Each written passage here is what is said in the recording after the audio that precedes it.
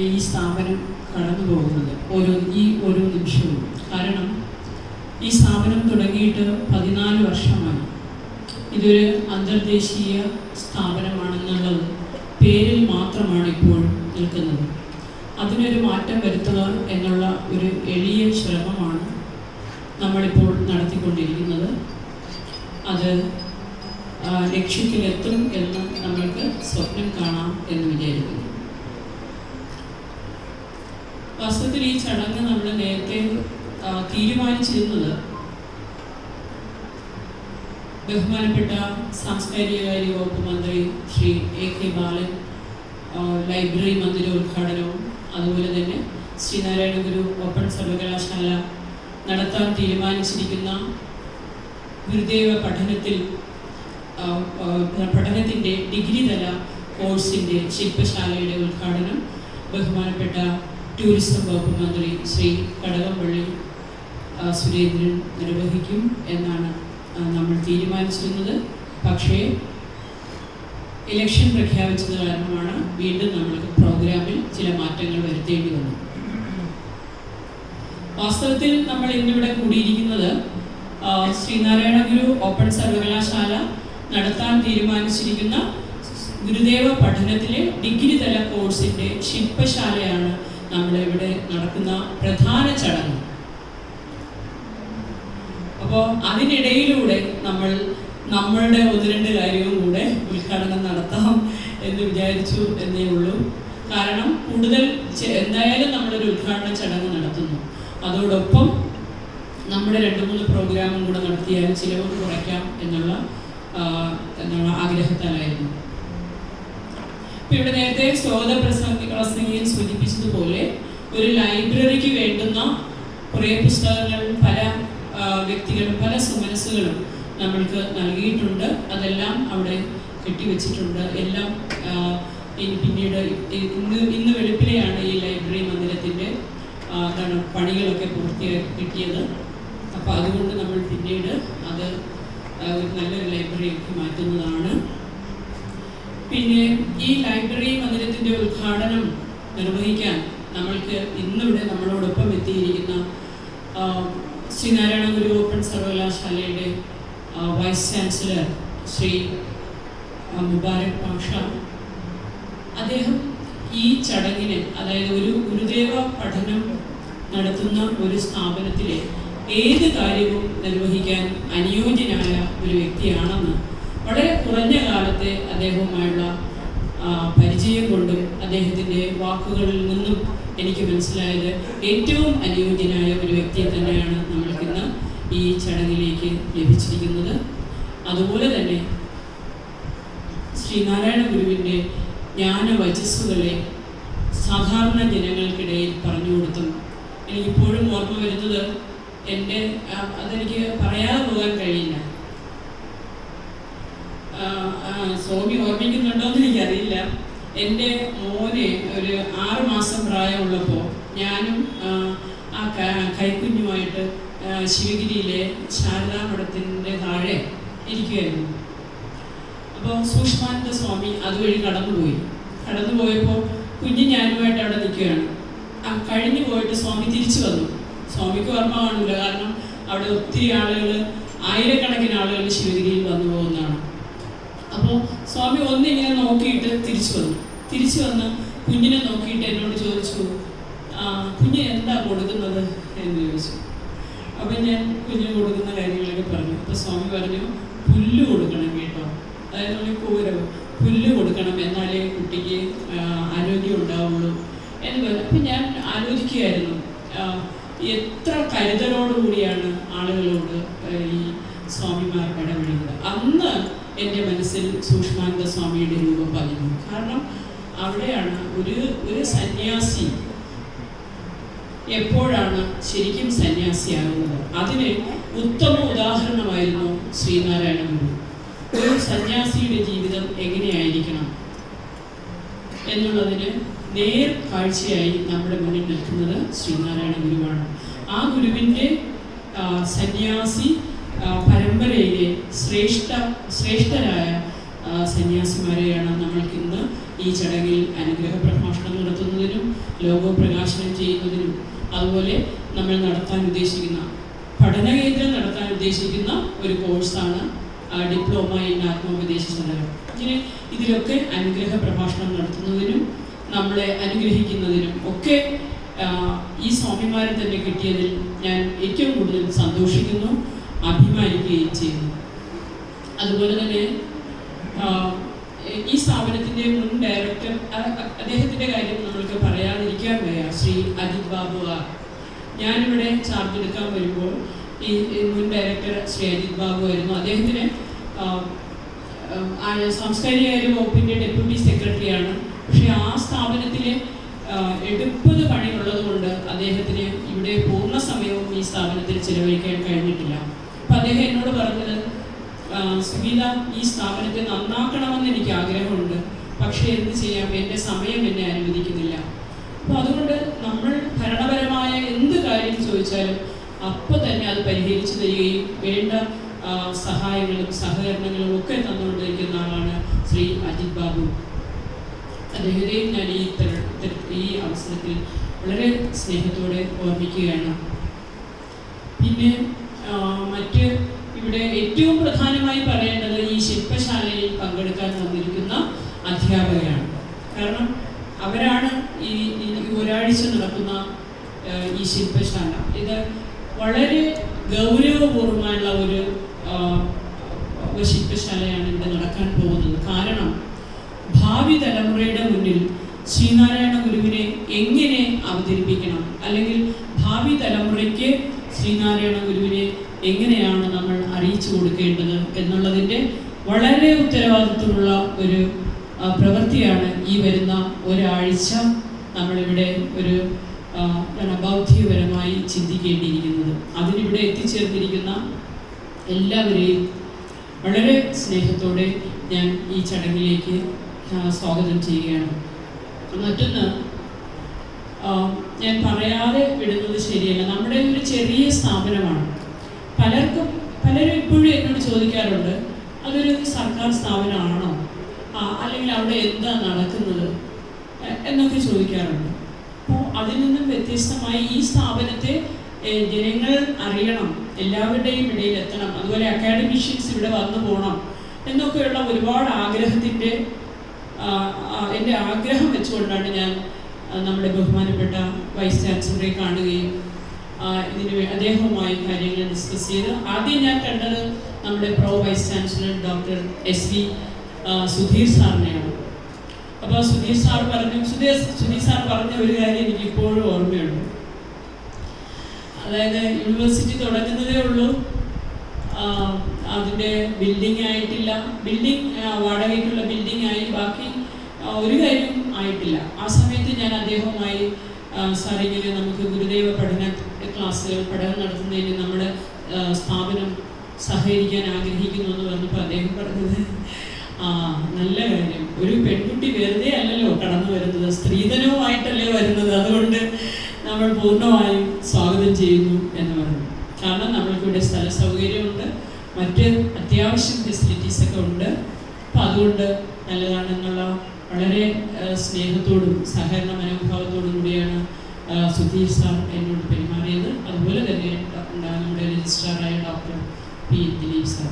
കാരണം ഈ ശ്രീനാരായണ ഗുരു ഓപ്പൺ സർവകലാശാല തുടങ്ങുന്ന സമയത്ത് ഒത്തിരി ആശങ്കകൾ എല്ലാവരുടെയും മനസ്സിലുണ്ടായിരുന്നു. ഇതെങ്ങനെ സാധ്യമാകും, ഇത് വിജയം വരിക്കുമോ എന്നൊക്കെയുള്ള ഒത്തിരി ആശങ്കകൾ എല്ലാവരുടെയും മനസ്സിലുണ്ടായിരുന്നു. പക്ഷേ ഒരാശങ്കയ്ക്കും വക നൽകാതെ നമ്മുടെ ബഹുമാനപ്പെട്ട വൈസ് ചാൻസലർ എത്രയും പെട്ടെന്ന് അവിടെ തുടങ്ങാൻ ആഗ്രഹിക്കുന്ന എല്ലാ കോഴ്സുകൾക്കും, തുടങ്ങാൻ തീരുമാനിച്ചിരിക്കുന്ന എല്ലാ കോഴ്സുകൾക്കും UGCയുടെ അംഗീകാരം നേടിയെടുക്കാൻ അദ്ദേഹത്തിന് കഴിഞ്ഞു എന്നുള്ളത് വളരെ വലിയ കാര്യം തന്നെയാണ്. അതുപോലെ തന്നെ അദ്ദേഹം വേറൊന്നും കൂടെ പറഞ്ഞു, ആ യൂണിവേഴ്സിറ്റിയിൽ ഒരു കോഴ്സ് തുടങ്ങുമെങ്കിൽ തീർച്ചയായിട്ടും ഗുരുദേവ പഠനത്തിൻ്റെ കോഴ്സ് അവിടെ ഉണ്ടായിരിക്കുന്നതാണ് എന്ന് അദ്ദേഹം ആദ്യം തന്നെ ഉറപ്പ് പറഞ്ഞു. ആ വാക്കും അദ്ദേഹം നിർവഹിക്കുകയാണ്. അതിന് അദ്ദേഹത്തോട് വളരെയധികം ചാരിതാർത്ഥ്യമുണ്ട്. പിന്നെ എല്ലാവരെയും, ഇവിടെ പത്രപ്രവർത്തകരായ 1-2 പേര് വന്നിട്ടുണ്ട്, എല്ലാവരെയും ഒരിക്കൽ കൂടി ഈ സ്ഥാപനത്തിന് വേണ്ടി ഏറ്റവും സ്നേഹത്തോടെ സന്തോഷം അറിയിക്കുന്നു. എല്ലാവർക്കും നമസ്കാരം.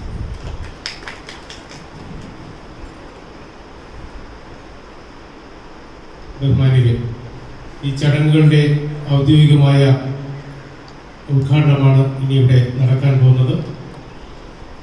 ലൈബ്രറി മന്ദിരത്തിൻ്റെ ഉദ്ഘാടനം ഈ ഹാളിൻ്റെ താഴെയാണ് അത് സജ്ജമാക്കിയിട്ടുള്ളത്. എല്ലാവരും അവിടെ പോയി ഓക്കെ.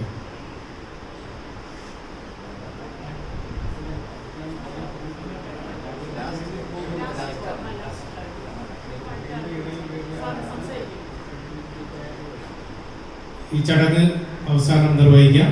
ഉദ്ഘാടന പ്രസംഗം നിർവഹിക്കുന്നതിനായി ശ്രീനാരായണ ഗുരു ഓപ്പൺ സർവകലാശാല വൈസ് ചാൻസലർ സമാദരണീയനായ ഡോക്ടർ മുബാറക് പാഷ അവരെ ഏറെ ആദരപൂർവ്വം ക്ഷണിക്കുന്നു.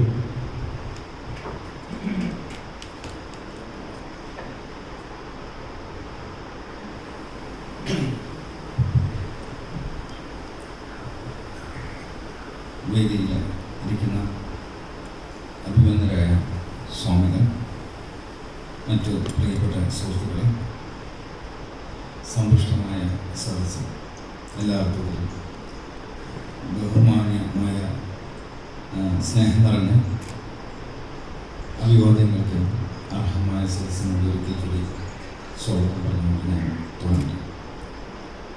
കണക്കുകൂട്ടലുകൾ തെറ്റുന്നത് എങ്ങനെയാണ്?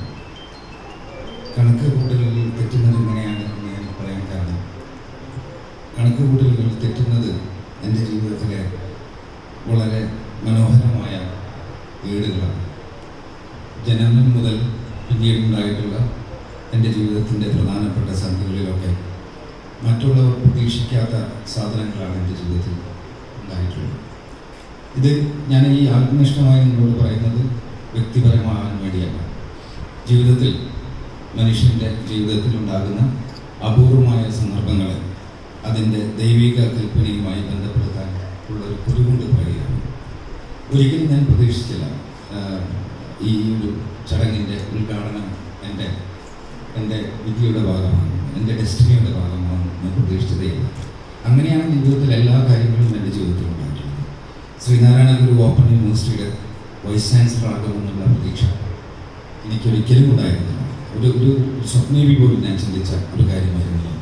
അതിൻ്റെ വിളി വരുന്നത് വരെ അത് എനിക്ക് പ്രാപ്യമായ ഒന്നാണെന്ന് പോലുള്ള ചിന്ത പോലും എൻ്റെ മനസ്സിലുണ്ടായിരുന്നില്ല.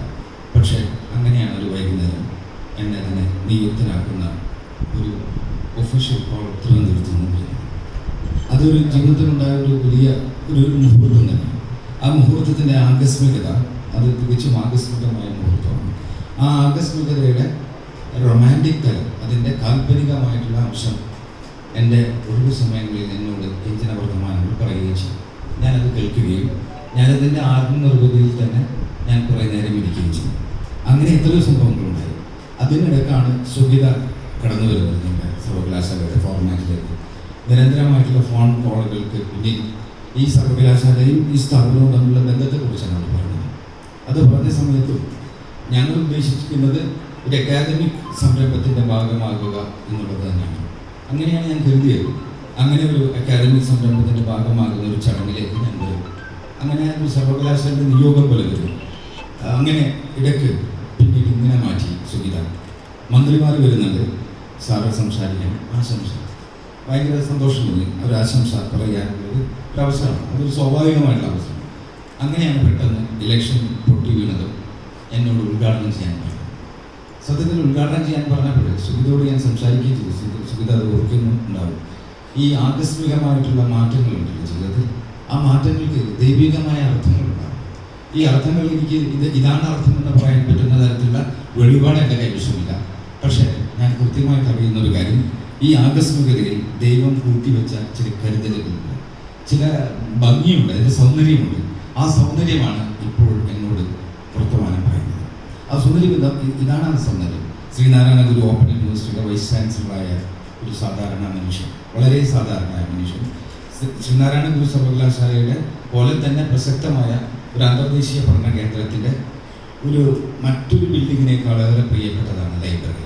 ഒരു ലൈബ്രറിയുടെ ഉദ്ഘാടനത്തിന് കാരണമാകുക, അതിൻ്റെ ഭാഗമാകുക എന്ന് പറയുന്നത് എന്നെ സംബന്ധിച്ചിടത്തോളം, ഒരു അധ്യാപകനായിട്ടുള്ള എന്നെ സംബന്ധിച്ചിടത്തോളം, വിജ്ഞാനത്തിനോട് ആർത്തിയുള്ള ഒരു മനുഷ്യൻ എന്നുള്ള നിലക്കും, ഒരു സാധാരണ മനുഷ്യൻ എന്നുള്ള നിലക്കും എനിക്ക് കിട്ടാവുന്ന ഏറ്റവും വലിയ വരദാനമാണ്.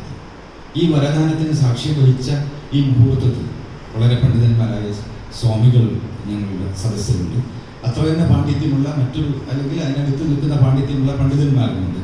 അവരുടെയൊക്കെ സദസ്സിൽ ഈ സാധാരണക്കാരനായ ഒരാൾക്ക് ഇത്രയും വലിയൊരു വലുത് എന്ന് ഞാൻ ഉദ്ദേശിക്കുന്നത് വലിയ സമുച്ചയത്തിലുണ്ടാകണമല്ല.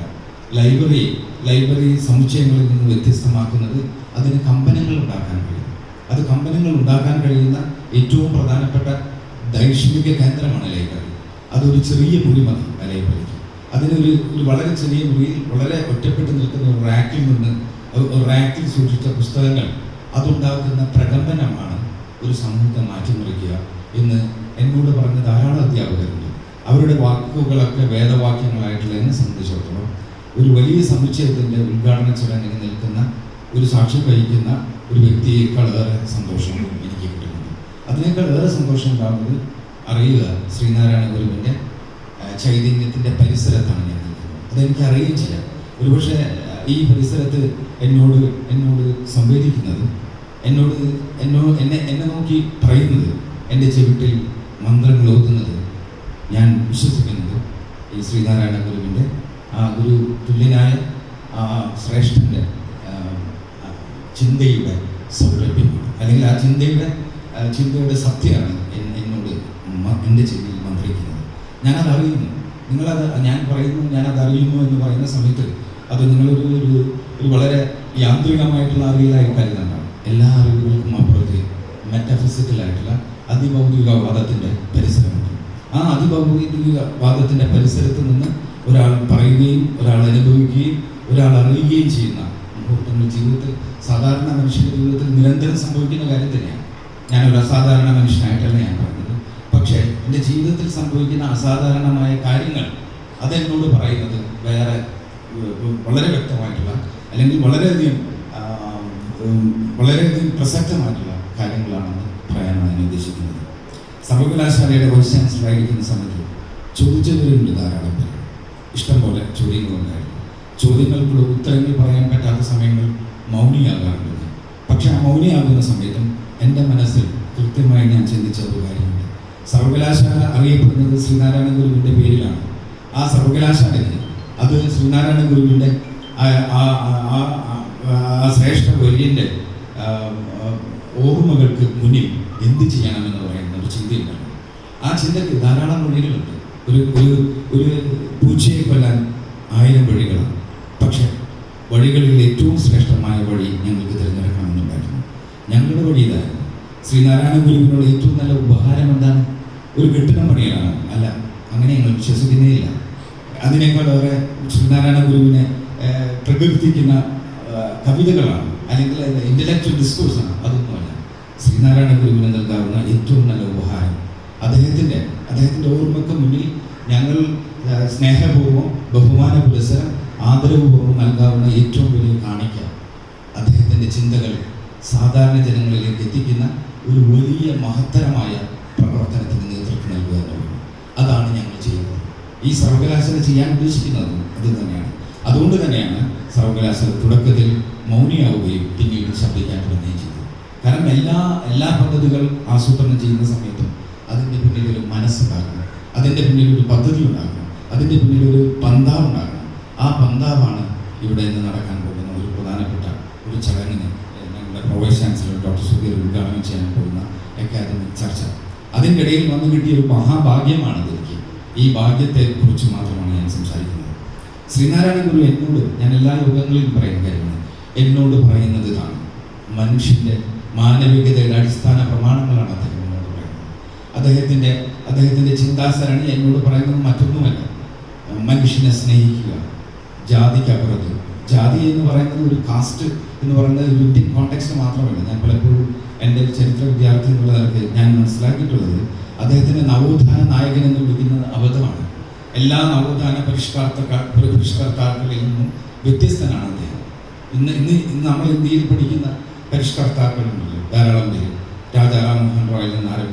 അങ്ങനെ നിരന്തരം കേരളത്തിൻ്റെ മലയാള മണ്ണിലേക്ക് വരുന്ന സമയത്ത് നമുക്ക് ധാരാളം സാമുദായിക റിഫോമിസ്റ്റുകളുണ്ട്. അത് ആ കൂട്ടത്തിലൊന്നും ശ്രീനാരായണ ഗുരു വരാൻ പാടില്ല. കാരണം അതിലൊക്കെ അപ്പുറമാണ് അദ്ദേഹം. കാരണം അദ്ദേഹത്തിന് എനിക്കിഷ്ടം എന്ന് പറയുന്നത് എൻ്റെ വ്യക്തിപരമായ ഇഷ്ടമല്ല, എൻ്റെ പഠനത്തിൻ്റെ അടിസ്ഥാനത്തിൽ എനിക്ക് തോന്നിയിട്ടുണ്ട് അദ്ദേഹം ഒരു പരിഷ്കർത്താവല്ല. അദ്ദേഹം ഏറ്റവും വലിയൊരു വിപ്ലവകാരിയാണ്.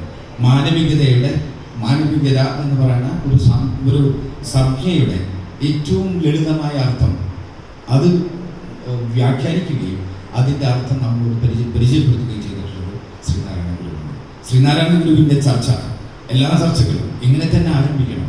അല്ലാതെ ചെയ്യുന്നത് അദ്ദേഹത്തിനോടുള്ള അനാദരമാണ്. മാനവികതയുടെ പ്രചാരകനാണ് അദ്ദേഹം. മാനവികതയെ പ്രകീർത്തിച്ച മനുഷ്യനാണ് അദ്ദേഹം. മാനവികതയെ പ്രണയിച്ച വ്യക്തിത്വമാണ് അദ്ദേഹം. അതുകൊണ്ട് തന്നെയാണ് ഞങ്ങളുടെ യൂണിവേഴ്സിറ്റി തീരുമാനിച്ചത്, ഞങ്ങളുടെ കോളേജിൽ നിന്ന് ഞങ്ങൾ യൂണിവേഴ്സിറ്റിയിൽ നിന്ന് പഠിക്കുന്ന ഓരോ വിദ്യാർത്ഥിയും ആ വിദ്യാർത്ഥിയെ പരീക്ഷ പാസ്സാക്കുന്നതിന് മുൻപ് 2 കോഴ്സുകൾ നിർബന്ധമായി ചെയ്യണം. ഒന്ന് ഹ്യൂമനിസം, മാനവ ചരിത്രത്തിൽ മാനവികതയെ അവരുടെ ചിന്തയെ പരസ്പരം ബന്ധിപ്പിക്കുന്ന, ആ ചിന്തയെ ബന്ധിപ്പിക്കുകയും അതിനെ പരസ്പരം വ്യാഖ്യാനത്തിന് വിട്ടുകൊടുക്കുകയും ചെയ്യുന്ന മാനവികത നിർബന്ധമായ പഠന വിഷയമാണ്. മറ്റൊന്ന് ലോജിക്. ഈ രണ്ട് സാധനവും, ഈ ലോജിക് എന്ന് പറയുന്നത് മാനവികതയും അടിസ്ഥാനപരമായി ഗുരുവിൻ്റെ ദർശനങ്ങളിൽ നിന്ന് കിട്ടിയ ഏറ്റവും വലിയ പ്രേരണയുടെ പുറത്തുണ്ടായ അക്കാദമിക് നിർദ്ദേശങ്ങളാണ്. ആ നിർദ്ദേശങ്ങൾ ഉണ്ടാവുകയും ചെയ്യുന്നു. ഞാൻ നീട്ടുന്നില്ല. ശ്രീനാരായണ ഗുരു ഇന്നത്തെ കാലഘട്ടത്തിൽ ഏറ്റവും വലിയ അനിവാര്യതയാണ്. കാരണം വെറുപ്പ് വിൽക്കുന്ന തത്വശാസ്ത്രമല്ല അദ്ദേഹം, സ്നേഹം മാത്രം വിൽക്കുന്ന തത്വശാസ്ത്രമാണ്. നിങ്ങൾക്ക് ഇവിടെ ആവശ്യം എന്താണ്? ഇന്നത്തെ ലോകത്തെല്ലായിടത്തും മനുഷ്യ സമൂഹം ആവശ്യപ്പെടുന്നത് മനുഷ്യനെ സ്നേഹിക്കുകയും അവരുടെ വാക്കുകൾ സംഗീതം പോലെ ആസ്വദിക്കുകയും ചെയ്യുന്ന ഒരു കാലഘട്ടത്തെ സ്വപ്നം കാണുന്നവരാണ് നമ്മളൊക്കെ. ആ സ്വപ്നം കാണാൻ നമ്മളെ പഠിപ്പിച്ചത്, അങ്ങനെ ജീവിക്കണമെന്ന് നമ്മളോട് കൃത്യമായി നമുക്ക് നിർദ്ദേശങ്ങൾ നൽകിയത് ശ്രീനാരായണ ഗുരുവാണ്. ആ ഗുരുവിൻ്റെ പേരിൽ അറിയപ്പെടുന്ന എല്ലാ സംരംഭങ്ങൾക്കും ദൈവികമായ ചൈതന്യമുണ്ടെന്ന് വിശ്വസിക്കുന്ന വ്യക്തി കൂടിയാണ് ഞാൻ. അത് ഞാൻ എല്ലായ്പ്പോഴും പറയുന്ന ഒരു കാര്യമാണ്. ഞങ്ങളുടെ സർവകലാശാല സാധാരണ സർവകലാശാലയല്ല എന്ന് പറയാൻ കാരണം അത് ഓപ്പൺ യൂണിവേഴ്സിറ്റി ആയതുകൊണ്ടല്ല. ഞങ്ങൾക്ക് കിട്ടിയ കുറേ വരദാനങ്ങളുണ്ട്. അറിയുക എന്നുള്ളത്, സത്യം നിങ്ങൾ അറിയണത്. ഞങ്ങൾക്ക് സാധാരണ സർവകലാശാല തുടങ്ങുന്ന സമയത്ത് ഒരു പീഡിക തിണ്ണയിലാണ് തുടങ്ങുന്നത്, എല്ലാവരുടെയും, അല്ലെങ്കിൽ ഒരു കൊച്ചുമുറിയിൽ. ഞങ്ങൾക്ക് വളരെ വലിയൊരു ബിൽഡിംഗ് അവിചാരിതമാണ്. രജിസ്ട്രാറിനോട് ഇങ്ങനെയാണ് പറഞ്ഞത്, ഉദ്ഘാടനത്തിന് 2 ദിവസം വരെ വേറൊരു സമുച്ചയമാണ് കണ്ടത്, വേറൊരു ബിൽഡിംഗാണ് കണ്ടത്. ആ പെട്ടെന്നാണ് ഒരു വെളിപാട് പോലെ ഒരു വലിയ ബിൽഡിംഗ് മുന്നിലേക്ക് വന്നത്. ഏറ്റവും സുന്ദരമായ ഒരു ബിൽഡിംഗാണ്. അതിങ്ങനെ തല ഉയർത്തി നിൽക്കുന്നത് നിങ്ങൾക്ക് കാണാം. ശ്രീനാരായണ ഗുരു ഓപ്പൺ യൂണിവേഴ്സിറ്റി എന്ന് അതിൻ്റെ താഴെ എഴുതുകയും അതിനേക്കാൾ ഉയരത്തിൽ അത് നിൽക്കുകയും ചെയ്യുന്ന ഏറ്റവും വലിയ മഹാഭാഗ്യം ഞങ്ങൾക്ക് ലഭിച്ചു. 2, ഞങ്ങൾക്ക് കിട്ടിയിട്ടുള്ള മറ്റു സൗകര്യങ്ങളുണ്ട്. UGCയുടെ അംഗീകാരത്തെക്കുറിച്ച് പറഞ്ഞു. ആ UGCയുടെ അംഗീകാരം അറിയുക നിങ്ങൾ, അത് വൈസ് ചാൻസലറുടെ വിളിക്കല്ല, അത് ആരുടെയും വിളിക്കല്ല, അത് ഞങ്ങൾക്ക് കിട്ടിയ വരദാനമാണ്. അത് വരദാനമാകാനുള്ള കാരണം അത് ശ്രീനാരായണ ഗുരു സർവകലാശാല എന്ന പേരിന് തന്നെ ഉണ്ടാക്കുന്ന ഒരു വലിയ താത്വിക പരിസരമുണ്ടല്ലോ. ആ പരിസരത്തിന് കിട്ടുന്ന അംഗീകാരമായിട്ട് മാത്രം ചിത്രീകരിച്ചാൽ മതി. അതിന് കാരണം ഞാനാണ് എന്ന് നിങ്ങൾ ഏതെങ്കിലും സന്ദർഭത്തിൽ പറയുകയാണെങ്കിൽ അത് തിരുത്തേണ്ടത് എൻ്റെ ബാധ്യതയാണ്. കാരണം ഞാൻ Sreenarayana Guru open university vice ചാൻസലറാണ്. എനിക്ക് സത്യസന്ധമായി നിങ്ങളോട് സംസാരിക്കാൻ പറ്റും. അതിൽ വ്യക്തിപരമായ ഒരു സ്പേസ് ആർക്കുമില്ല, ആരും അത് അവകാശപ്പെടുന്നില്ല. അത് നമുക്ക് കിട്ടിയ സർവകലാശാല യൂണിവേഴ്സിറ്റി ഗ്രാൻസ് കമ്മീഷൻ നൽകിയ ഏറ്റവും വലിയ കരുണയുടെ ഏറ്റവും വലിയ മുദ്രയാണ്. ഇന്നലത്തെ സിൻഡിക്കേറ്റ് യോഗത്തിൽ അത് ചർച്ച ചെയ്യപ്പെടുകയും UGC സെക്രട്ടറിക്കും അതേപോലെ തന്നെ ചെയർമാനും കത്തെഴുതണം ഇത് പറഞ്ഞതെന്ന് സിൻഡിക്കേറ്റ് തീരുമാനിക്കുകയും ചെയ്തിട്ടുണ്ട്. അത് ഞാൻ നിങ്ങളുടെ ശ്രദ്ധയിൽപ്പെടുത്താനാണ്. കാണുന്നതൊക്കെ ദൈവഹിതങ്ങളാണ് എന്ന് വിശ്വസിക്കുന്ന ഒരു സാധാരണ മനുഷ്യൻ തന്നെയാണ്. അപ്പോൾ ഈ ജീവിതത്തിൽ നടക്കുന്ന എല്ലാ കർമ്മങ്ങൾക്കും ഈ ആകസ്മികതക്കും ദൈവത്തിൻ്റെ നിയോഗമുണ്ട് എന്ന് ഞാൻ കരുതുന്നു. അതുകൊണ്ടാണല്ലോ ഞാൻ പറഞ്ഞത്, കണക്കുകൂട്ടൽ തെറ്റൽ അത് ഏറ്റവും വലിയ മനോഹാരിതയാണ് ജീവിതത്തിൽ. അങ്ങനെയാണ് എൻ്റെ ജീവിതത്തിൽ ഇതുവരെ ഉണ്ടായിട്ടുള്ളത്. അതിൻ്റെ ഭാഗമായി തന്നെ വീണ്ടും ഞാൻ കണക്കുകൂട്ടൽ തെറ്റിക്കുകയാണ്. അതിനെ തെറ്റിക്കുന്നത് എൻ്റെ ഒരു ഇൻറ്റേർണലൈസ് ചെയ്തിട്ടുള്ള ആത്മനിഷ്ഠമായ അല്ലെങ്കിൽ ഞാൻ ആന്തരികമായി സ്വാംശീകരിച്ച ഊർജത്തിൻ്റെ പുറത്തല്ല ഇത് സംഭവിക്കുന്നത്. ഇത് സംഭവിക്കുന്നത് മറ്റുള്ളവരുടെ കണക്കുകൂട്ടലുകൾക്ക് അപ്പുറത്ത് കാര്യങ്ങൾ നടക്കുമെന്ന് ഓർമ്മപ്പെടുത്തുന്ന ഒരു ദൈവികതയുണ്ടല്ലോ, അത് തന്നെയാണ് ഞാൻ സൂചിപ്പിക്കാൻ ആഗ്രഹിക്കുന്നത്. ഞാനിങ്ങനെ അവസാനിപ്പിക്കുകയാണ്. ഗുരുവിൻ്റെ ചൈതന്യത്തിൽ ജീവിക്കുന്ന ഒരു സർവകലാശാലയിൽ വൈസ് ചാൻസലറായിരിക്കുന്ന എനിക്ക് കിട്ടിയ ഏറ്റവും വലിയ ഈ അനുഗ്രഹം, ഗുരുവിൻ്റെ പേരിലുള്ള മറ്റൊരു പ്രധാനപ്പെട്ട സമുച്ചയത്തിൻ്റെ അല്ലെങ്കിൽ ഒരു സംരംഭത്തിൻ്റെ ഏറ്റവും പ്രധാനപ്പെട്ട ശ്രീകോവിൽ എന്ന് വിളിക്കാൻ പറ്റുന്ന തരത്തിലുള്ള ലൈബ്രറിയുടെ ഉദ്ഘാടനം നിർവഹിക്കാൻ കിട്ടിയത് ഇന്ന് രാത്രി ഞാൻ എഴുതും എനിക്ക് കിട്ടിയ ഒരു മഹാഭാഗ്യം പോലെ. എന്തുകൊണ്ട് മഹാഭാഗ്യമാകുന്നത്? എടശ്ശേരി മൗലവിയുടെയും മറിയമ്മയുടെയും മകനായി ജനിച്ചത് ആദ്യത്തെ മഹാഭാഗ്യം. അങ്ങനെ വിശ്വസിക്കാൻ എനിക്ക് ഇന്ന് രാത്രി ഞാൻ ഇന്ന് എൻ്റെ ഡയറിയിൽ എഴുതും ഇത് മറ്റൊരു മഹാഭാഗ്യമാണ്. ആ മഹാഭാഗ്യത്തിന് കാരണമായ എല്ലാവരോടും നന്ദി പറയുന്നു. ഇത് ഔദ്യോഗികമായിട്ട് ഉദ്ഘാടനം ചെയ്തതായിട്ട് പ്രഖ്യാപിക്കുകയും ചെയ്തു.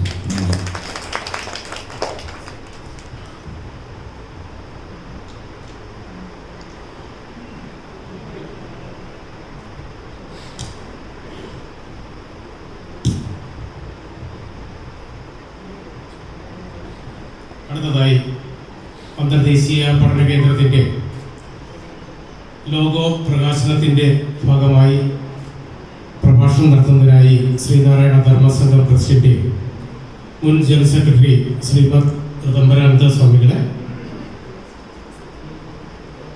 ലോഗോ പ്രകാശനം ചെയ്തുകൊണ്ട് സംസാരിക്കുന്നതിനായി ആദരണീയ സ്വാമിജിയെ ക്ഷണിക്കുന്നു.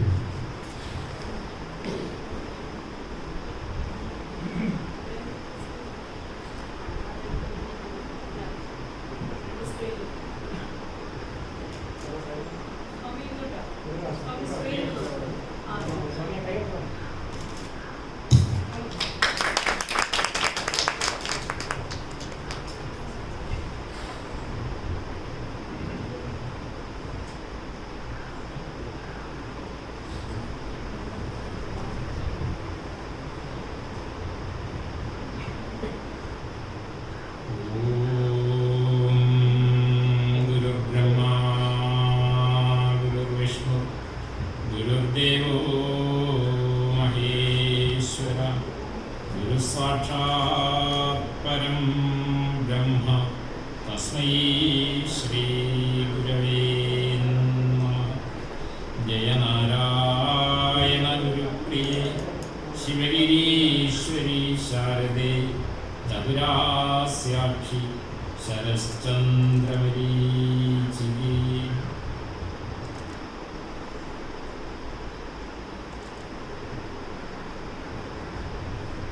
അന്തർദേശീയ ശ്രീനാരായണ ഗുരു പഠന കേന്ദ്രത്തിൻ്റെയും ശ്രീനാരായണ ഗുരു ഓപ്പൺ സർവകലാശാലയുടെയും സംയുക്ത ആഭിമുഖ്യത്തിൽ നടത്തപ്പെടുന്ന ഈ പരിപാടിയുടെ ബഹുമാന്യയായ അധ്യക്ഷ, പഠന കേന്ദ്രത്തിൻ്റെ director doctor B Sugeetha, library മന്ദിരോദ്ഘാടനം നിർവഹിച്ച ശ്രീനാരായണ ഗുരു ഓപ്പൺ സർവകലാശാലയുടെ അനുഗ്രഹീതനായ vice chancellor doctor Mubarak Pasha, പഠന കോഴ്സിൻ്റെ ഉദ്ഘാടന കർമ്മം നിർവഹിക്കുന്ന സാംസ്കാരിക വകുപ്പ് ഡെപ്യൂട്ടി ഡയറക്ടർ ശ്രീ അജിത് ബാബു, ശില്പശാലയുടെ ഉദ്ഘാടന കർമ്മം നിർവഹിക്കുന്ന ശ്രീനാരായണ ധർമ്മസംഘം ട്രസ്റ്റ് ബോർഡ് അംഗമായ സൂക്ഷ്മാനന്ദ സ്വാമിജി, അനുഗ്രഹ പ്രഭാഷണങ്ങൾ നിർവഹിക്കുന്ന ഗുരുകുലം സെക്രട്ടറി ശ്രീമദ് സ്വാമി ശുഭാംഗാനന്ദ, മറ്റൊരു അനുഗ്രഹ പ്രഭാഷകനായ ശ്രീനാരായണ ധർമ്മസംഘ ട്രസ്റ്റ് ട്രഷറർ ശ്രീമദ് സ്വാമി ശാരദാനന്ദ, പഠന കോഴ്സിൻ്റെ രൂപരേഖ അവതരണം നിർവഹിക്കുന്ന pro vice chancellor doctor V Sudheer,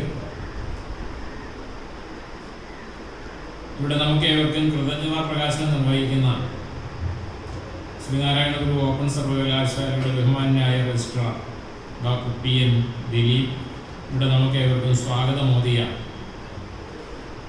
പഠന കേന്ദ്രത്തിൻ്റെ administrative assistant Shri P K Rajappan, ഇവിടെ സന്നിഹിതരായിട്ടുള്ള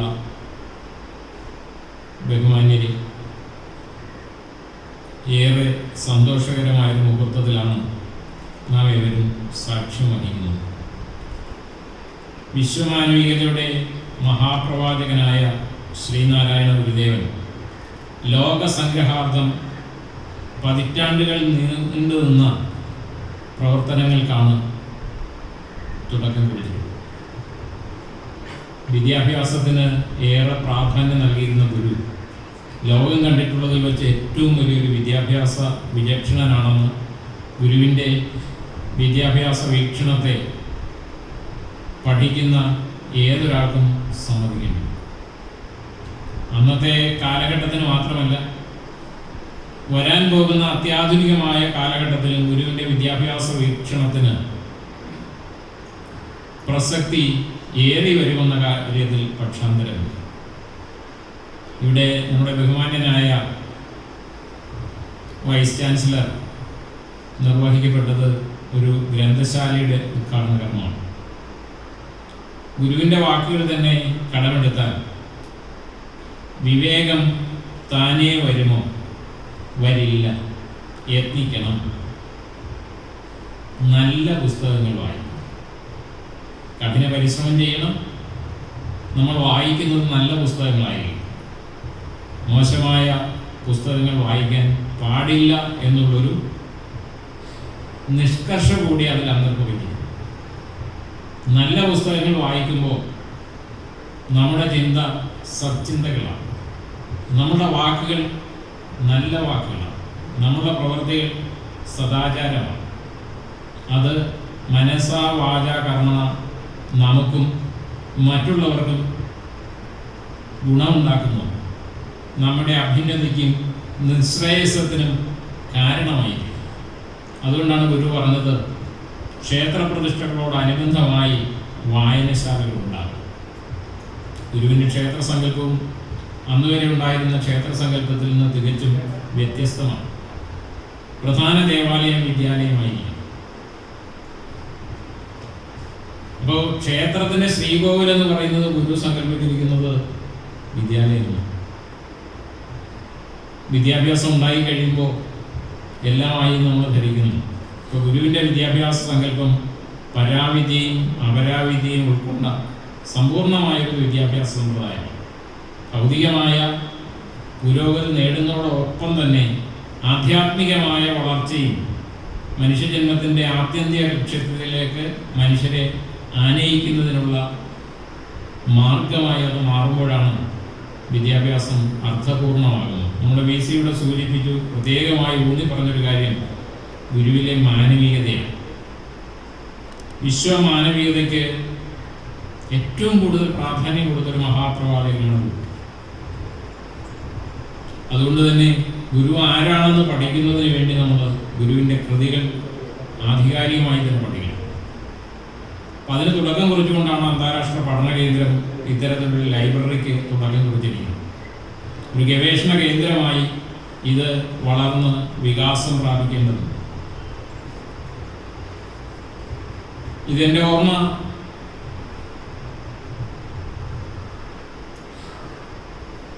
കഴിഞ്ഞ LDF മിനിസ്ട്രിയിൽ ശ്രീ നായനാർ മുഖ്യമന്ത്രിയായിരിക്കുന്ന സമയത്താണ് അന്താരാഷ്ട്ര പഠന കേന്ദ്രത്തിന് തുടക്കം കുറിക്കുന്നത്. 50 ലക്ഷം രൂപ അന്ന് പ്രഖ്യാപിക്കുന്നു. അങ്ങനെ സാംസ്കാരിക വകുപ്പിൻ്റെ മേൽനോട്ടത്തിൽ ഇത് പ്രവർത്തിച്ചു വരികയാണ്. ഇതിൻ്റെ പ്രവർത്തനം ഒരു നല്ല രീതിയിൽ മുന്നോട്ട് നീങ്ങണമെങ്കിൽ എല്ലാവരുടെയും സഹകരണം അനിവാര്യമാണ്. പഠിക്കാൻ വിദ്യാർത്ഥികൾ ഉണ്ടാകണം, ഈ രംഗത്ത് ഗവേഷണം നടത്തുന്നതിനുള്ള ആളുകളെത്തണം, അത് പ്രചരിപ്പിക്കാനുള്ള ആളുകൾ ഉണ്ടാകണം. ഒരു ശ്രീനാരായണ സംസ്കാരം, മാനവികതയിൽ അധിഷ്ഠിതമായൊരു ശ്രീനാരായണ സംസ്കാരം ജനങ്ങളുടെ ദൈനംദിന ജീവിതത്തിൽ പ്രതിഫലിക്കത്തക്ക തരത്തിൽ വന്നാൽ മാത്രമേ ഈ പഠന കേന്ദ്രം അർത്ഥപൂർണമാകൂ. അതുപോലെ തന്നെയാണ് ശ്രീനാരായണ ഗുരു ഓപ്പൺ യൂണിവേഴ്സിറ്റിയുടെയും അവസ്ഥ. ഇപ്പോഴത്തെ ഗവൺമെൻറ് വളരെ ശ്ലാഘനീയമായൊരു കർമ്മമാണ് ചെയ്തിരിക്കുന്നത്. വിശ്വപ്രസിദ്ധനായ വിദ്യാഭ്യാസ വീക്ഷണത്തിൻ്റെ ഉടമയായ ശ്രീനാരായണ ഗുരുവിൻ്റെ പേരിൽ യൂണിവേഴ്സിറ്റികൾ യൂണിവേഴ്സിറ്റി സ്ഥാപിക്കണമെന്ന് പല കാലങ്ങളിലും ശിവഗിരി മഠവും SNDP യോഗവും ഒക്കെ ആവശ്യപ്പെട്ടിട്ടുണ്ട്. പല ശ്രീനാരായണ പ്രസ്ഥാനങ്ങളും ആവശ്യപ്പെട്ടിട്ടുണ്ട്. ചെറുതും വലുതുമായി നിർഭാഗ്യവശാൽ ഒന്നും നടന്നില്ല. കേരളത്തിന് പുറത്തുള്ള ചില ഗവൺമെൻറ്റുകളോടും അഭ്യർത്ഥിച്ചതിൽ ഒരാളാണ് ഞാൻ. ഇപ്പോൾ അന്താരാഷ്ട്ര തലത്തിൽ തന്നെ ശ്രീനാരായണ ഗുരുവിൻ്റെ സന്ദേശങ്ങളും ദർശനവും ഒക്കെ പഠിപ്പിക്കുന്നതിന് പല യൂണിവേഴ്സിറ്റികളും മുന്നോട്ട് പോകുന്നുണ്ട്. ഇത്തരണത്തിൽ ഞാൻ മറ്റൊരു കാര്യം കൂടി ഓർക്കുകയാണ്.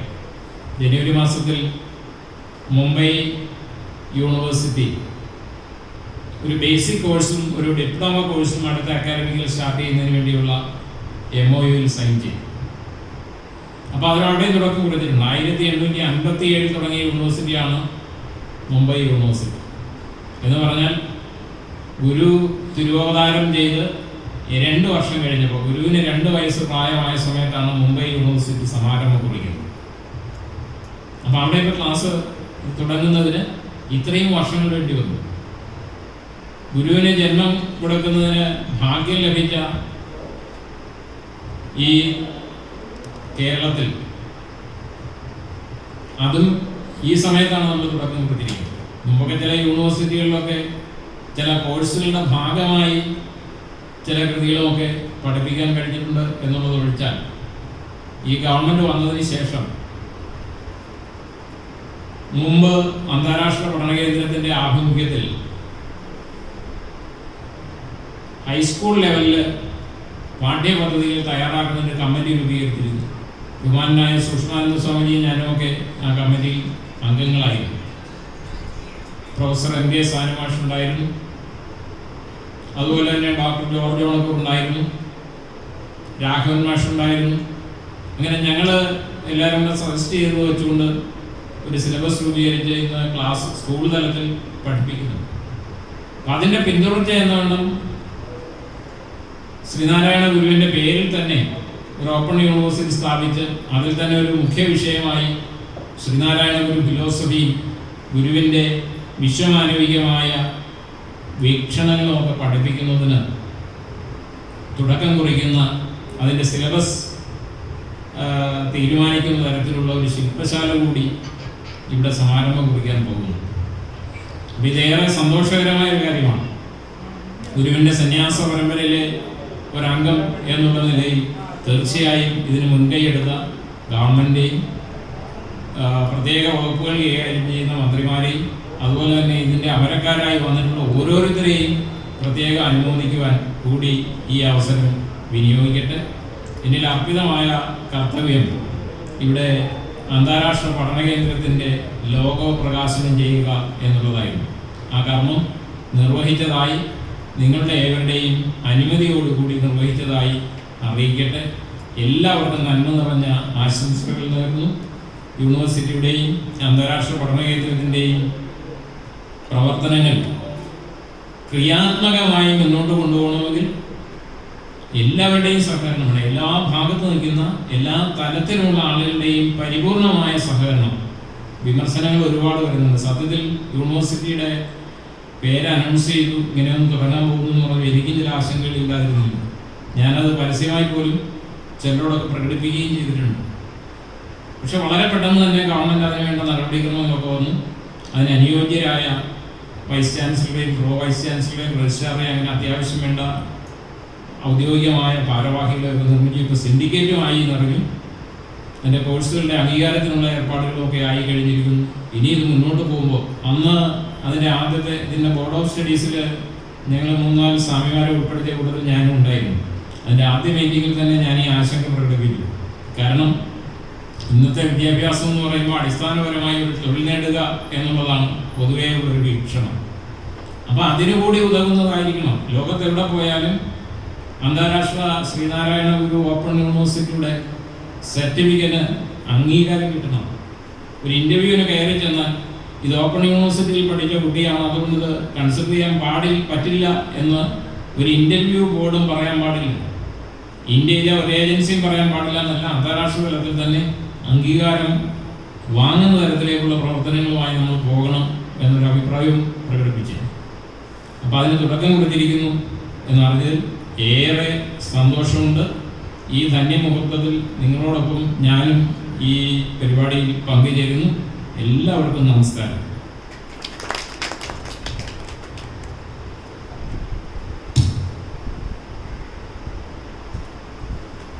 അടുത്തതായി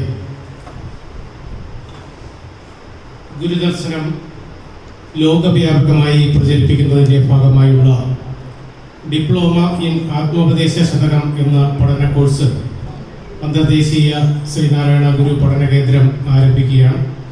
അതിൻ്റെ ഔപചാരികമായ ഉദ്ഘാടനം നിർവഹിക്കുന്നത് സാംസ്കാരിക കാര്യ വകുപ്പിൻ്റെ ഡെപ്യൂട്ടി ഡയറക്ടറും ഈ പഠന കേന്ദ്രത്തിൻ്റെ മുൻ ഡയറക്ടറും കൂടിയായിട്ടുള്ള ശ്രീ ആർ അജിത് ബാബു അവர்களാണ്. അദ്ദേഹത്തെ ഏറെ ആദരപൂർവ്വം ക്ഷണിക്കുന്നു.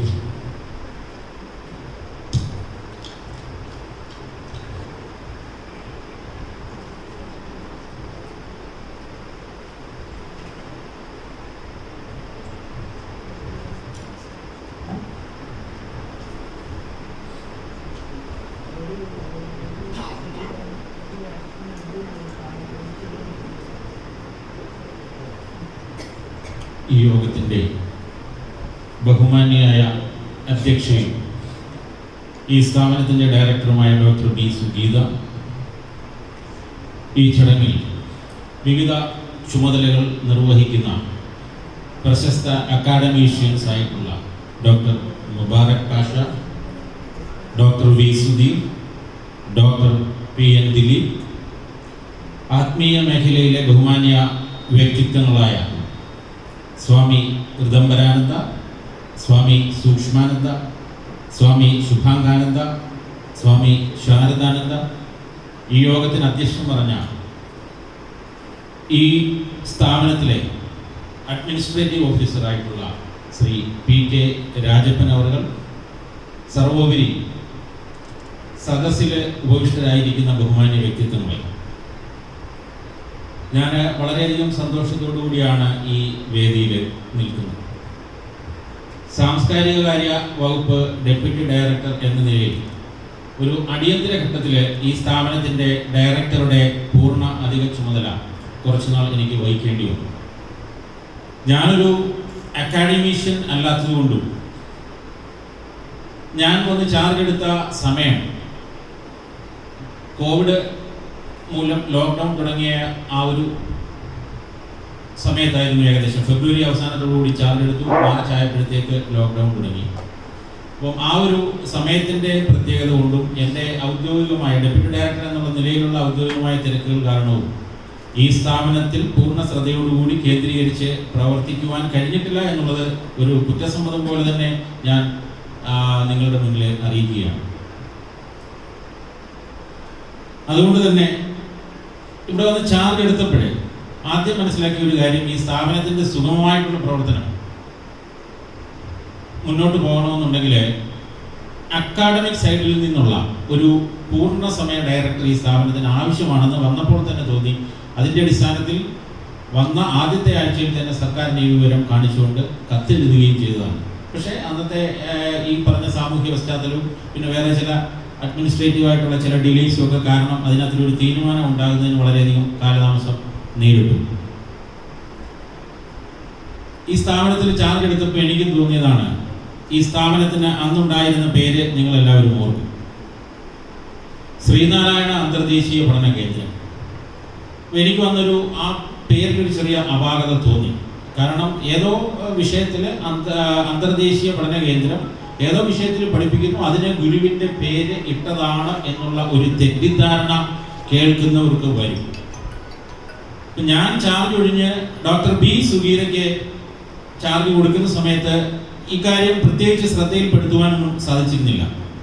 പക്ഷെ വളരെ കൗതുകവും അത്ഭുതവും ഉണർത്തുന്ന ഒരു കാര്യമായിരുന്നു. വന്ന് ഏറ്റവും ആദ്യം തന്നെ ഈ പേരിലെ ഒരു അപാകത, തെറ്റിദ്ധാരണ വരുത്തുന്ന ഒരു പേര് എന്നുള്ള രീതിയിൽ ആ പേരിലെ ആ രണ്ട് വാക്കുകളുടെ സ്ഥാനം ഒന്ന് മാറ്റുന്നതിൽ കൂടി ഈ സ്ഥാപനം ഏത് ധർമ്മത്തിനാണോ നിലകൊള്ളുന്നത് ആ ധർമ്മം ഇന്നത്തെ ആ പേര് കേൾക്കുമ്പോൾ തന്നെ കേൾവിക്കാരൻ്റെ മനസ്സിലേക്ക് ഓടിയെത്തുന്ന രീതിയിൽ അന്വർത്ഥമാക്കുന്ന ഒരു പേരായിട്ട് മാറ്റുവാനായിട്ട് പുതിയ ഡയറക്ടർക്ക് കഴിഞ്ഞു.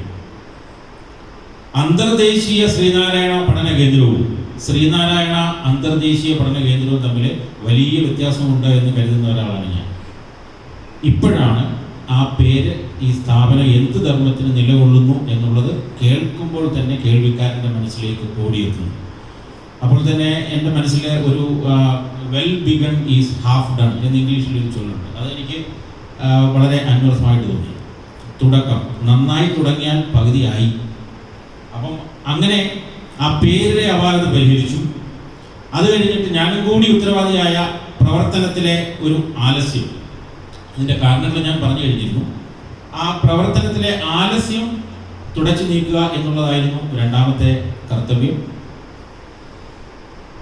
അതിപ്പം ഇന്ന് ഈ ചടങ്ങിൽ ഭാഗഭാക്കാവുമ്പോൾ ആ ഒരു വെല്ലുവിളിയും ഈ സ്ഥാപനം ഏറ്റെടുത്തിരിക്കുന്നു എന്ന് തന്നെ വളരെ സന്തോഷത്തോടു കൂടി ഞാൻ മനസ്സിലാക്കുകയാണ്.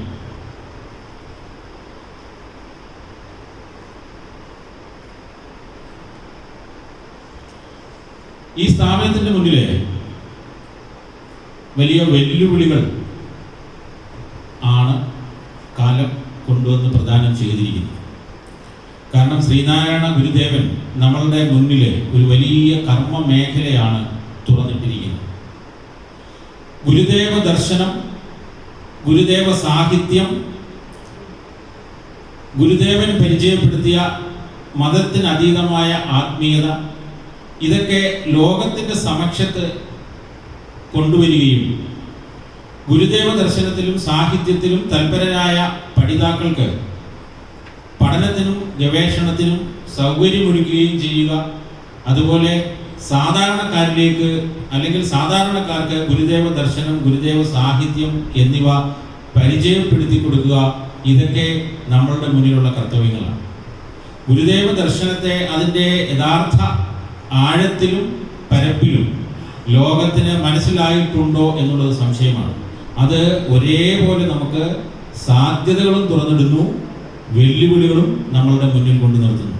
അതിനെ സാധ്യതയായിട്ടും കരുതാം, അതിനെ വെല്ലുവിളിയായിട്ടും കരുതാം. കാരണം നമുക്ക് ഇനിയും ഒത്തിരി ആൾക്കാരിലേക്ക് ഈ ദർശനങ്ങൾ പ്രചരിപ്പിക്കുവാനുണ്ട് എന്നുള്ള ഒരു സാധ്യത തരുന്നു. അപ്പോൾ അതിനെ അങ്ങനെ പോസിറ്റീവായിട്ട് തന്നെ എടുത്ത് മുന്നേറും എന്നുള്ള ഒരു ലക്ഷണമാണ് എനിക്ക് ഇപ്പോൾ ഇവിടെ കാണാൻ സാധിക്കുന്നത്. ശ്രീനാരായണ ഗുരുവിൻ്റെ ദർശനവും സാഹിത്യവുമൊക്കെ മലയാളത്തിലെ ഒരു പ്രമുഖ സാഹിത്യ ശാഖയാകാൻ പോകുന്ന തരത്തിൽ വ്യാപ്തിയുള്ളതാണ്. അതിനെ ആ രീതിയിൽ നമ്മൾ കാണുന്നു എന്നറിയത്തില്ല. ഇംഗ്ലീഷ് സാഹിത്യത്തിൽ ഷേക്സ്പിയർ എന്ന് പറയുന്ന ഒരൊറ്റ വ്യക്തി ഒരു സാഹിത്യ ശാഖയാണ്. അതേപോലെ തന്നെ ഒരു ഒറ്റയ്ക്കൊരു സാഹിത്യ ശാഖയാകാൻ കെൽപ്പുള്ളതാണ് ശ്രീനാരായണ ഗുരുവിൻ്റെ ദർശനങ്ങൾ, അതിന്മേൽ രചിക്കപ്പെട്ട പുസ്തകങ്ങൾ, ശ്രീനാരായണ സാഹിത്യം, അദ്ദേഹത്തിൻ്റെ സാഹിത്യത്തെ പറ്റി രചിക്കപ്പെട്ട പുസ്തകങ്ങൾ, ഇവയെല്ലാം കൂടി ചേർത്ത് കഴിഞ്ഞാൽ ഒരു സാഹിത്യ ശാഖ ആക്കി മാറ്റുവാൻ സാധിക്കും. അത് ഞാൻ ഈ വേദിയിൽ പറയുന്നത്, ഈ വേദിയിൽ അതിന് ചുക്കാൻ പിടിക്കുവാൻ തക്ക വ്യക്തിത്വങ്ങൾ ഹാജരാണ് എന്നുള്ളത് കൊണ്ട് ഉദ്ദേശിക്കുന്നത് ശ്രീനാരായണ ഗുരു ഓപ്പൺ സർവകലാശാലയുടെ സാരഥികളെ തന്നെയാണ്. അപ്പോൾ അങ്ങനെ ഒരു വലിയ സാധ്യതയുണ്ട്. ഈ സ്ഥാപനത്തിനും ശ്രീനാരായണ ഗുരു ഓപ്പൺ യൂണിവേഴ്സിറ്റിക്കും പരസ്പരം രണ്ടു കൂട്ടർക്കും നന്മ മാത്രം വരുത്തുന്ന ഒരു തരത്തിലെ സിംബയോട്ടിക് റിലേഷൻഷിപ്പ് എന്ന് നമുക്ക് വിളിക്കാം. അത്തരത്തിലൊരു റിലേഷൻഷിപ്പ് കാത്തു സൂക്ഷിക്കാനും രണ്ട് സ്ഥാപനങ്ങളുടെയും ഉയർച്ചയ്ക്ക് വേണ്ടി ഈ ബന്ധത്തെ ഉപയോഗപ്പെടുത്തുവാനും സാധിക്കും. അപ്പം ശ്രീനാരായണ അന്തർദേശീയ ശ്രീനാരായണ പഠന കേന്ദ്രം അതിൻ്റെ കർമ്മരംഗത്ത് പുതിയ അധ്യായങ്ങൾ രചിക്കുവാൻ തുടങ്ങുന്ന അതേ സമയത്ത് തന്നെയാണ് സംസ്ഥാന സർക്കാർ കൊല്ലം ആസ്ഥാനമാക്കി ശ്രീനാരായണ ഗുരു ഓപ്പൺ യൂണിവേഴ്സിറ്റി തുടങ്ങിയത് എന്നുള്ളത് ഒരു ഗുരുകടാക്ഷമായിട്ട് കാണുവാനാണ് ഞാൻ ഇഷ്ടപ്പെടുന്നത്. ഇനി ഞാൻ എൻ്റെ കർത്തവ്യത്തിലേക്ക് കടക്കുകയാണ്. ഡിപ്ലോമ ഇൻ ആത്മോപദേശ ശതകം എന്ന കോഴ്സിൻ്റെ ഔപചാരികമായ ഉദ്ഘാടനമാണ് എന്നെ ഏൽപ്പിച്ചിരിക്കുന്ന കർത്തവ്യം. ആത്മോപദേശ ശതകം എന്ന് പറയുന്ന കൃതി ഗുരുവിൻ്റെ ഏറ്റവും പ്രമുഖ ദാർശനിക കൃതിയാണ്, കവിതാരൂപത്തിൽ രചിക്കപ്പെട്ടത്.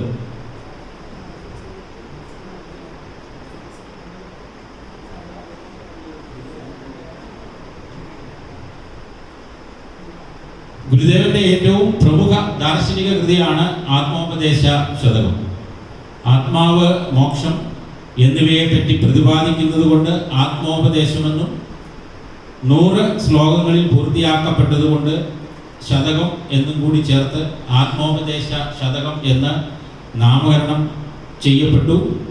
ആത്മാവിന് നൽകുന്ന ഉപദേശം അല്ലെങ്കിൽ അവനവന് നൽകുന്ന ഉപദേശം എന്ന് മലയാളത്തിലും സെൽഫ് ഇൻസ്ട്രക്ഷൻ എന്ന് ഇംഗ്ലീഷിലും നമുക്ക് അതിൻ്റെ അർത്ഥത്തെ വ്യാഖ്യാനിക്കാനായിട്ട് സാധിക്കും. ഇത് എൻ്റെ അറിവനുസരിച്ച് മനസ്സിലാക്കിയിട്ടുള്ള കാര്യം, ശ്രീനാരായണ ഗുരുദേവൻ്റെ ഏറ്റവും പ്രമുഖ ശിഷ്യനായ നടരാജ ഗുരു ഇതിനെ സെന്റിലോക്കി ടു സെൽഫ് എന്ന പേരിലാണെന്ന് തോന്നുന്നു ഇംഗ്ലീഷിലേക്ക് വിവർത്തനം ചെയ്യപ്പെട്ടു. അപ്പോൾ നമ്മൾ ഏത് ദർശനവും അന്തർദേശീയമായിട്ട് അംഗീകരിക്കപ്പെടണമെങ്കിൽ അന്തർദേശീയ ഭാഷയിലാകുന്നത് സൗകര്യപ്രദമാണ്. അപ്പോൾ ഇതും അന്തർദേശീയ ഭാഷയിലാക്കപ്പെട്ട ഒരു കൃതിയാണ് ആത്മോപദേശ ശതകം. അപ്പം ഈ ഒരു സ്ഥാപനത്തിൻ്റെ പുതിയ കർമ്മരംഗത്തുള്ള പുതിയൊരു അധ്യായം തുടങ്ങുന്നത് ആത്മോപദേശ ശതകത്തിൽ ഒരു ഡിപ്ലോമ കോഴ്സ് തുടങ്ങിക്കൊണ്ടാണ് എന്നുള്ളത് ഏറ്റവും അനുയോജ്യമായ ഒന്നാണ്. അതുകൊണ്ട് ഈ ഓൺലൈൻ കോഴ്സിൻ്റെ ഉദ്ഘാടനം അപ്പം നിങ്ങളുടെ ഏവരുടെയും അനുഗ്രഹത്തോടെയും അനുവാദത്തോടെയും ഗുരുസ്മരണ നിറഞ്ഞു നിൽക്കുന്ന ഈ അന്തരീക്ഷത്തിൽ പ്രാർത്ഥനാനിർഭരമായ മനസ്സോടുകൂടി ഞാൻ നിർവഹിക്കുകയാണ്. ഇതിന് അവസരം തന്ന ഈശ്വരനോടും ഗുരുവിനോടും ഈ സ്ഥാപനത്തിൻ്റെ സാരഥികളോടുമൊക്കെ എനിക്ക് അങ്ങേയറ്റം നന്ദിയുണ്ട്. മുൻ ഡയറക്ടർ എന്നുള്ള നിലയിലും സാംസ്കാരിക വകുപ്പ് ഡെപ്യൂട്ടി ഡയറക്ടർ എന്നുള്ള നിലയിലും എനിക്ക് ഒരു അവസരം ഈ വേദിയിൽ ഇങ്ങനെ തന്നതിന് എല്ലാവർക്കും നന്ദിയും കൂടി പ്രകാശിപ്പിക്കുന്നു. നിങ്ങളുടെ എവരുടെയും അനുവാദത്തോടു കൂടി ഉദ്ഘാടനം നിർവഹിക്കുന്നു.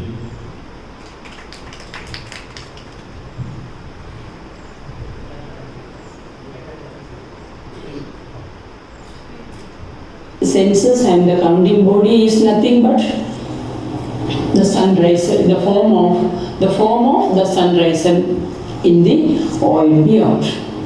Let us discuss one by one. First, let us discuss who am I. As I told you, it is my inner organ. Inner organ, andhakaranam. Karanavum, indriyavum. Karanam means andhakaranam. Okay, thank you all. Thank you.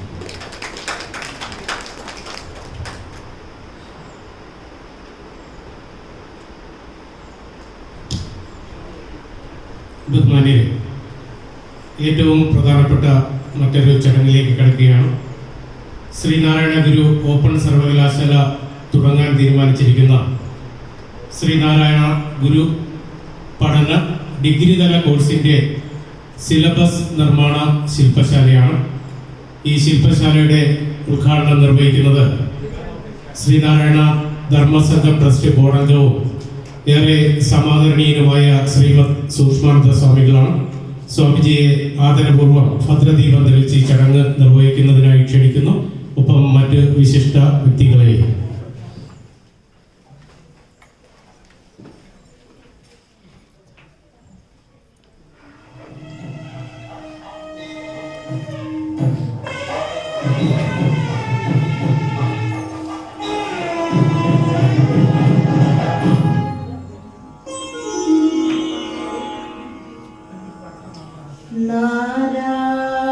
നാരായണമൂർത്തേ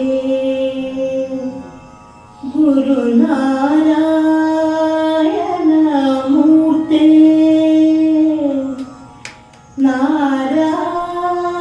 നാരായണമൂർത്തേ പരമാചാര്യ നമസ്തേ നാരായണമൂർത്തേ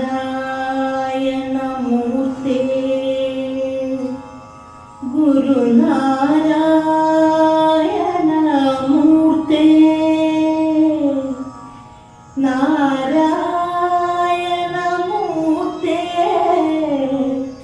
പരമാചാര്യ നമസ്തേ.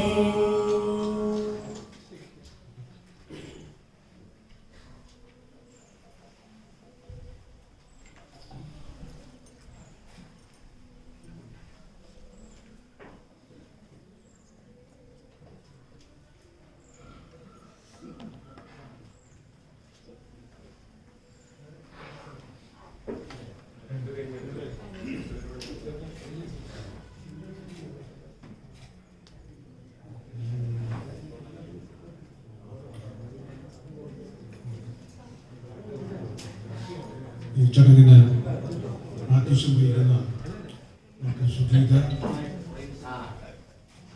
ബഹുമാനപ്പെട്ട open university vice chancellor doctor Mubarak Pasha, പ്രിയപ്പെട്ട രുദ്രാനന്ദ സ്വാമിജി, ഗോപാലാനന്ദ സ്വാമിജി, സ്ഥാനാനന്ദ സ്വാമിജി, വേദിയിൽ സദസ്സിലുള്ള മറ്റ് വിശിഷ്ട വ്യക്തിത്വങ്ങളെ, സഹോദരി സഹോദരന്മാരെ, ഇവിടെ സൂചിപ്പിച്ചതുപോലെ ഒരു ദർശന മേഖലയിലെ ഒരു പ്രധാനപ്പെട്ട ഒരു കാൽവെപ്പാണ് നടക്കുന്നത്. തീർച്ചയായിട്ടും വളരെ ശ്രീനാരായണീയത്തെ സംബന്ധിച്ച് വളരെ സന്തോഷമുള്ള ഒരു കാര്യമാണ്, അഭിമാനം മുഹൂർത്തമാണ്. നമുക്കറിയാം, പൊതുവിൽ സംഘടിത മതങ്ങളോട് പുതിയ തലമുറയ്ക്ക് വലിയ താല്പര്യമൊന്നുമില്ലെന്നാണ് വിലയിരുത്തപ്പെട്ടിരിക്കുന്നത്. അപ്പോൾ അത് വാസ്തവത്തിൽ ഈ മത നേതൃത്വങ്ങളെ വളരെ ആകുലപ്പെടുത്തുന്നുണ്ട്. അതുകൊണ്ട് തന്നെ വളരെ വിശുദ്ധമായ പുണ്യഗ്രന്ഥങ്ങൾ പുതിയ തലമുറയ്ക്ക് സ്വീകാര്യമായ രീതിയിൽ വ്യാഖ്യാനിക്കാനുള്ള ഗവേഷണങ്ങൾ ലോകമെമ്പാടും നടക്കുന്നുവെന്നാണ് പറയപ്പെടുന്നത്. വാസ്തവത്തിൽ ഇതിന് വലിയൊരു ഗവേഷണവും നടത്തി സമയം കളയേണ്ട കാര്യമില്ല. ഗുരുദേവ കൃതികൾ തന്നെ പഠിപ്പിച്ചാൽ മതിയാവും ഈ പുതിയ തലമുറയ്ക്ക് ഇതിനോട് താല്പര്യം ഉണ്ടായിട്ടുള്ളൂ. കാരണം ഗുരുദർശനം എന്ന് പറയുന്നത് എല്ലാ മതങ്ങളുടെയും സാരാംശമാണ്. അപ്പം അതുകൊണ്ട് ഇനി ഗവേഷണം ചെയ്ത് പുതിയ സ്ട്രാറ്റജി ഉണ്ടാക്കേണ്ട കാര്യമൊന്നുമില്ല. പകരം ഇത് ഒരു അക്കാഡമിക് ഫോർമാറ്റിൽ അവതരിപ്പിക്കുക, അത് ഒരു പുതിയ തലമുറയ്ക്ക് സ്വീകാര്യമായിക്കൊള്ളു. അപ്പോൾ ഇത് എന്ന് പറയുന്നത് ഗുരുദർശനം കൂടുതൽ ആഴത്തിൽ പഠിക്കാനും പഠിപ്പിക്കാനും സർവോപരി ഗുരുദർശനം ഒരു സംസ്കാരമാക്കി മാറ്റാനും നമുക്ക് കഴിയണം. അതിന് ഈ പറഞ്ഞ ഇപ്പോൾ ഓപ്പൺ യൂണിവേഴ്സിറ്റിയുടെയും ഈ പഠന കേന്ദ്രത്തിൻ്റെയും ഒക്കെ പ്രവർത്തനങ്ങൾ സഹായകരമാകുന്നുണ്ട്. ഇത് സത്യമറിയാനുള്ള മാർഗമായിട്ടാണ് ഗുരുദർശനം നിലനിൽക്കുന്നത്. നമുക്കറിയാം, ഇപ്പോൾ ഭാരതത്തിലെ ഋഷിമാർ ഒരു കാലത്ത് പറഞ്ഞിരുന്നു ഈ പ്രപഞ്ചം മായയാണ്. ഋഷിമാർ പറഞ്ഞ ഇത് മായയാണെന്നുള്ളത് ഇപ്പോൾ ആധുനിക സയൻസ് എൻഡോസ് ചെയ്തിരിക്കുകയാണ്. ആധുനിക സയൻസാണ് ഇപ്പോൾ ഈ പ്രപഞ്ചം മായയാണെന്ന് പറയുന്നത്. ഫിസിക്സ് പഠിക്കുന്നവർക്കൊക്കെ അറിയാം, ഇപ്പോൾ ഈ പ്രപഞ്ചം മായയാണെന്ന് പറയുന്നത് സ്വാമിമാരൊന്നുമല്ല, സയൻസാണ് പറയുന്നത്. കാരണം സയൻസ് നടത്തിയ ഗവേഷണങ്ങൾ, സയൻസ് നടത്തുന്ന ഗവേഷണങ്ങൾ എന്ന് പറയുമ്പോൾ ഈ നമ്മൾ സാധാരണ ഒരു കാര്യം മനസ്സിലാക്കാൻ ഉപയോഗിക്കുന്ന ഫോർമാറ്റ് എന്ന് പറയുന്നത് സബ്ജക്റ്റ് ഓബ്ജക്റ്റ്. സയൻസ് ഇതിൽ ഓബ്ജക്റ്റിൻ്റെ പിറകെയാണ് പോയത്, അതായത് മാറ്ററിൻ്റെ പിറകെ അല്ലെങ്കിൽ ബാഹ്യലോകത്തിൻ്റെ പിറകെയാണ് പോയത്. നമ്മുടെ ഋഷിമാർ സബ്ജക്റ്റിൻ്റെ പിറകെ പോയി ആത്മനിഷ്ഠമായിട്ട് ഈ അന്വേഷണം നടത്തി. അപ്പോൾ ഈ മഹർഷിമാർ മായയാണെന്ന് പറഞ്ഞത് ചുമ്മാ മായയാണെന്ന് പറയുകയില്ല, അതിൽ എന്താണ് സത്യം എന്നുള്ളത് പറഞ്ഞു. സയൻസിനെ പറ്റിയ അബദ്ധം ഇത് മായയാണെന്ന് പറയുന്നു എന്നല്ലാതെ, അല്ലെങ്കിൽ മായയായിട്ട് ലേബൽ ചെയ്യുന്നു, എന്താണ് സത്യമെന്ന് സയൻസിന് പറയാൻ കഴിയുകയുമില്ല. കാരണം എന്താണ്, ഓബ്ജക്റ്റ് ദിവസവും മാറിക്കൊണ്ടിരിക്കുകയാണ്. ഇപ്പോൾ ഐൻസ്റ്റൈൻ്റെ ഈ ഐസക് ന്യൂട്ടൻ്റെ സത്യം ഐൻസ്റ്റൈൻ സത്യമല്ലായിരുന്നു. ഐൻസ്റ്റൈൻ സത്യം എന്ന് പറഞ്ഞ കാര്യങ്ങൾ മാക്സ് പ്ലാങ്കും ഷ്രോഡിംഗറും ഒക്കെ അവർക്ക് സത്യമല്ല എന്നാണ് ഇപ്പോൾ പറഞ്ഞുകൊണ്ടിരിക്കുന്നത്. അപ്പോൾ സയൻസിലെ സത്യം എന്ന് പറയുന്നത് ഇന്ന് കണ്ടുപിടിക്കുന്ന കാര്യം നാളെ തെറ്റാണെന്ന് വന്നുകൊണ്ടിരിക്കുകയാണ്. അപ്പോൾ സയൻസ് പറയുന്നു ഇത് മായയാണെന്ന് ഇപ്പോൾ അവർ പറയുന്നു. പക്ഷേ ഇപ്പോഴും അവർക്ക് ഇത് ഒരിക്കലും സത്യമാണെന്ന് പറയാൻ കഴിയില്ല. എന്താണ് സത്യം എന്ന് പറയാൻ കഴിയില്ല. ഋഷീശ്വരന്മാർ ഇത് ചുമ്മാ മായ എന്നല്ല പറഞ്ഞത്, ഇതിലുള്ള സത്യം എന്താണെന്ന് അവർ പറഞ്ഞു. ആ സത്യം ഇപ്പോഴും തുടർന്നുകൊണ്ടേയിരിക്കുന്നു. അതേസമയം സയൻസ് പറയുന്ന സത്യം അതിൻ്റെ നിമിഷം മാറിക്കൊണ്ടിരിക്കുന്നു. അപ്പോൾ അതുകൊണ്ട് തന്നെ സയൻസിന് ഈ പരമമായ സത്യം പറയാനുള്ള ക്വാളിഫിക്കേഷൻ ഒന്നുമില്ല. ഇത് ആത്മനിഷ്ഠമായിട്ട് അന്വേഷിക്കേണ്ടതാണ്. ഇത് ഈ വസ്തുനിഷ്ഠമായിട്ട് അന്വേഷിച്ചാൽ നമ്മൾ ഒരു സ്ഥലത്ത് എത്തുകയില്ല. അപ്പോൾ അതാണ് ഇതിൻ്റെ അടിസ്ഥാനപരമായ നമ്മൾ മനസ്സിലാക്കേണ്ട ഒരു വസ്തുത. ഇപ്പോൾ ഈ പ്രപഞ്ചം മായയായാലും അല്ലെങ്കിൽ ഇത് സത്യമായാലും മിഥ്യയായിരുന്നാലും നമുക്കെല്ലാം നമ്മളുണ്ടെന്നുള്ളൊരു തോന്നലുണ്ട്. ഇപ്പോൾ ഗുരുദേവൻ പറയുന്നത് ആ തോന്നല് കൂടുതൽ അന്വേഷണം വിധേയമാക്കുക, എക്സ്പ്ലോർ ദ എക്സ്പീരിയൻസ്, അവിടെ കൂടുതൽ കുഴിച്ച് അതിൻ്റെ ഉള്ളിലോട്ട് പോവുക. നമ്മുടെ ആ ഞാനുണ്ടെന്നുള്ള അനുഭവത്തെ കൂടുതൽ ആഴത്തിലോട്ട് പോകാൻ ശ്രമിക്കുക. അപ്പോൾ നമുക്ക് സത്യം ബോധ്യപ്പെടും. അപ്പോൾ അതിന് സഹായകരമായ അതിനുള്ള മാർഗനിർദ്ദേശമാണ് ആത്മോപദേശ ജാതകം പറയുന്നത്. അങ്ങനെ ആ ആത്മനിഷ്ഠമായിട്ട് അല്ലെങ്കിൽ ആ ബോധമാകുന്ന ലബോറട്ടറിയിൽ പരീക്ഷണങ്ങൾ നടത്തിയപ്പോൾ, ഇപ്പോൾ സയൻസ് നടത്തിയ പരീക്ഷണം ഫിസിക്സ് ലാബറട്ടറിയിലായിരുന്നു. നമ്മുടെ ഇവിടെ ബോധമാകുന്ന കോൺഷ്യസ്നസ് ആകുന്ന ലാബറട്ടറിയിലാണ് ഇതിൻ്റെ അന്വേഷണം നടത്തിയത്. അപ്പോൾ ആ കോൺഷ്യസ്നസ് ആകുന്ന ലബോറട്ടറിയിൽ അന്വേഷണം നടത്തിയപ്പോൾ കിട്ടിയ സാധനമാണ് ആത്മഹത്യ ശതകം എന്ന് പറയുന്നത്. ഇപ്പോൾ നമ്മൾ സാധാരണ തമാശയായിട്ട് പറയുന്നത് ഗുരുദേവൻ ഈ നല്ല ഡോക്ടർമാരെ പോലെയാണ്. നല്ല ഡോക്ടർമാർ ആൻറ്റിബയോട്ടിക് കുടിക്കും, അതോടൊപ്പം തന്നെ കുറേ വിറ്റാമിൻ ഗുളികയും കുടിക്കും. ഇപ്പോൾ ആത്മഹത്യ ശതകം എന്ന് പറയുന്ന ഒരു ആൻറ്റിബയോട്ടിക്കാണ്, ജൈവശകം എന്ന് പറയുന്നത് വിറ്റാമിൻ ഗുളികകളാണ്. ഇത് രണ്ടും നമ്മൾ നല്ല അതിൻ്റെതായ ഡോസിൽ കഴിച്ചാലേ ഇതുകൊണ്ട് ഫലം ഉണ്ടാവുകയും. കാരണം ഇത് ഈ പറഞ്ഞ സത്യം അറിയാനുള്ള മാർഗമാണ്. അതിന് മാർഗം എന്ന് പറയുന്നത് ഒബ്ജക്റ്റിൻ്റെ പിറകെ പോയിട്ട് യാതൊരു കാര്യമില്ല, അല്ലെങ്കിൽ ബാഹ്യ ലോകത്ത് അന്വേഷണം നടത്തിയാൽ കിട്ടാൻ പോകില്ല. നിങ്ങളുടെ ബോധമാകുന്ന ലബോറട്ടറി ഇത് അന്വേഷിക്കുക. അപ്പോൾ എന്താണ് അന്വേഷണം എന്ന് പറഞ്ഞാൽ, ഇപ്പം നമുക്ക് എന്തെങ്കിലും അറിയണമെങ്കിൽ നമ്മൾ അതിലോട്ട് നമ്മൾ ശ്രദ്ധ കൊടുക്കണം. അപ്പം എനിക്ക് എന്നെക്കുറിച്ച് അറിയണമെങ്കിൽ ആ ശ്രദ്ധ ഇതിലോട്ട് കൊണ്ടുവരണം. ഇപ്പം വെളിയിൽ ശ്രദ്ധ കൊടുത്താൽ വെളിയിലുള്ള കാര്യങ്ങൾ മനസ്സിലാക്കാൻ പറ്റും. ഇപ്പം ദൈവം നമ്മളാണെന്ന് പറഞ്ഞാൽ ആ ശ്രദ്ധ നമ്മളിലോട്ട് കൊടുക്കണം. അപ്പം അങ്ങനെ ഈ ശ്രദ്ധ നമ്മളിലോട്ട് കൊടുക്കുന്നതിനാണ് സാമാന്യമായിട്ട് ആത്മീയത എന്ന് പറയുന്നത്. ഈ ശ്രദ്ധ പുറത്തോട്ട് പോകുമ്പോൾ അത് ഭൗതികതയില്ലേ. അപ്പോൾ ആ ശ്രദ്ധ നമ്മളിലോട്ട് കൊടുക്കുമ്പോൾ എന്താ സംഭവിക്കുക? ഈ നമ്മൾ എന്ന് പറയുന്നത് നമുക്ക് യാതൊരു ഓബ്ജക്റ്റീവ് ക്വാളിറ്റീസും ഇല്ല. ഇപ്പോൾ ഓബ്ജക്റ്റീവ് ക്വാളിറ്റി ഉണ്ടെങ്കിൽ മാത്രമേ അതിനെ നമുക്കൊരു വിഷയമാക്കാൻ പറ്റുള്ളൂ. ഇപ്പം ഞാൻ തന്നെയാണ് ഈ പറഞ്ഞ സംഗതിയെങ്കിൽ എനിക്ക് എങ്ങനെയാണ് അതിനെ ഒരു ഓബ്ജക്റ്റ് ആക്കാൻ പറ്റുക? അപ്പോൾ എനിക്ക് ഞാൻ ഒരിക്കലും ഒരു വസ്തു ആകുകയില്ല, ഒരു ഓബ്ജക്റ്റ് ആകുകയില്ല. അതുകൊണ്ട് ഈ ശ്രദ്ധ ഇതിലോട്ട് വരുമ്പോൾ അവിടെ ഇടിച്ച് നിൽക്കുന്നത്. അങ്ങനെ ഇടിച്ച് നിൽക്കുന്ന അവസ്ഥയ്ക്ക് മോഡേൺ സ്പിരിച്വാലിറ്റി പറയുന്ന പേര് അവയർനെസ് എന്നാണ്.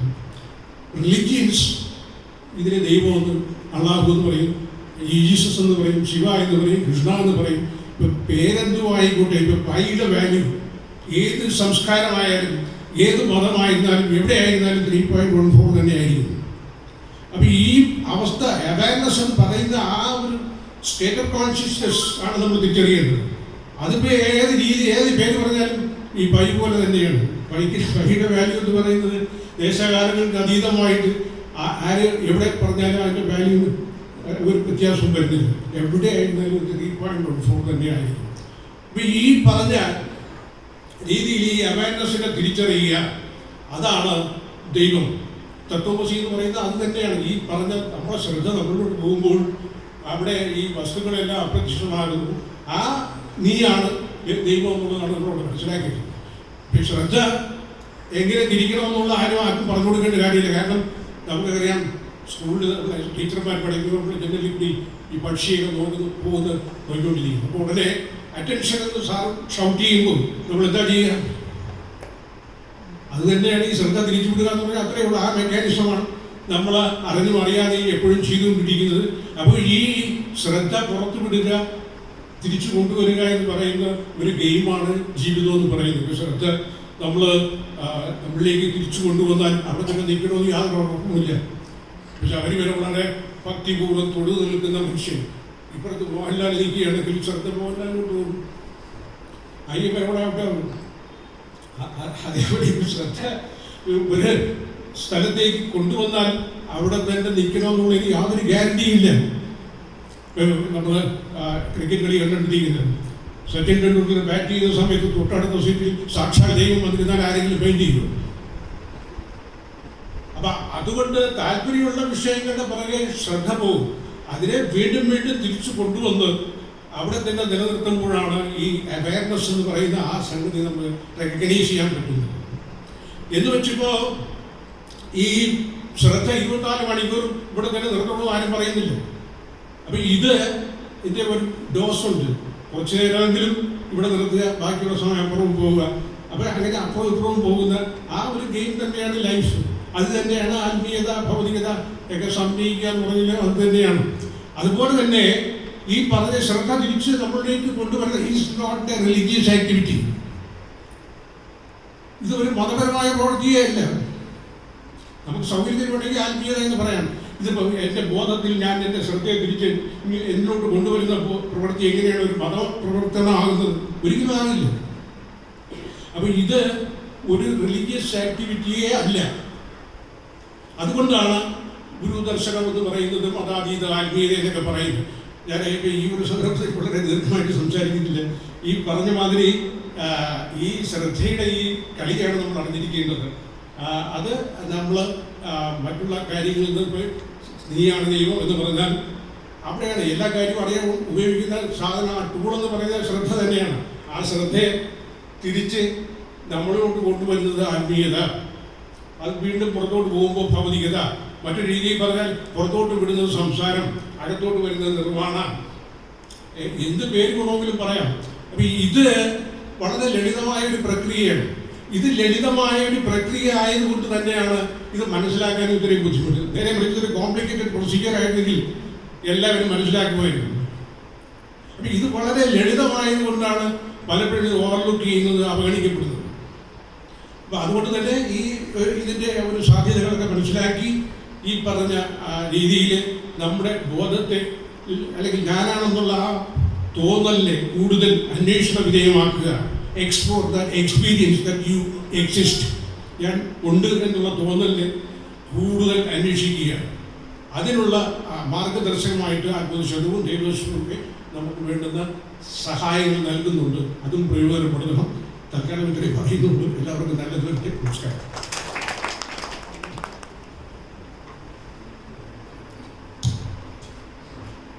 അടുത്തതായി ഈ ചടങ്ങുകൾക്ക് അനുഗ്രഹം പ്രഭാഷണം നൽകുന്നതിനായി ചെമ്പഴന്തി ശ്രീനാരായണ ഗുരുകുലത്തിൻ്റെ സെക്രട്ടറിയും സർവോപരി ഈ അന്തർദേശീയ പഠന കേന്ദ്രത്തിൻ്റെ എക്സിക്യൂട്ടീവ് കമ്മിറ്റി അംഗവും കൂടിയായിട്ടുള്ള ശ്രീമദ് ശുഭാംഗാനന്ദ സ്വാമികളെ ആദരപൂർവ്വം ക്ഷണിക്കുന്നു.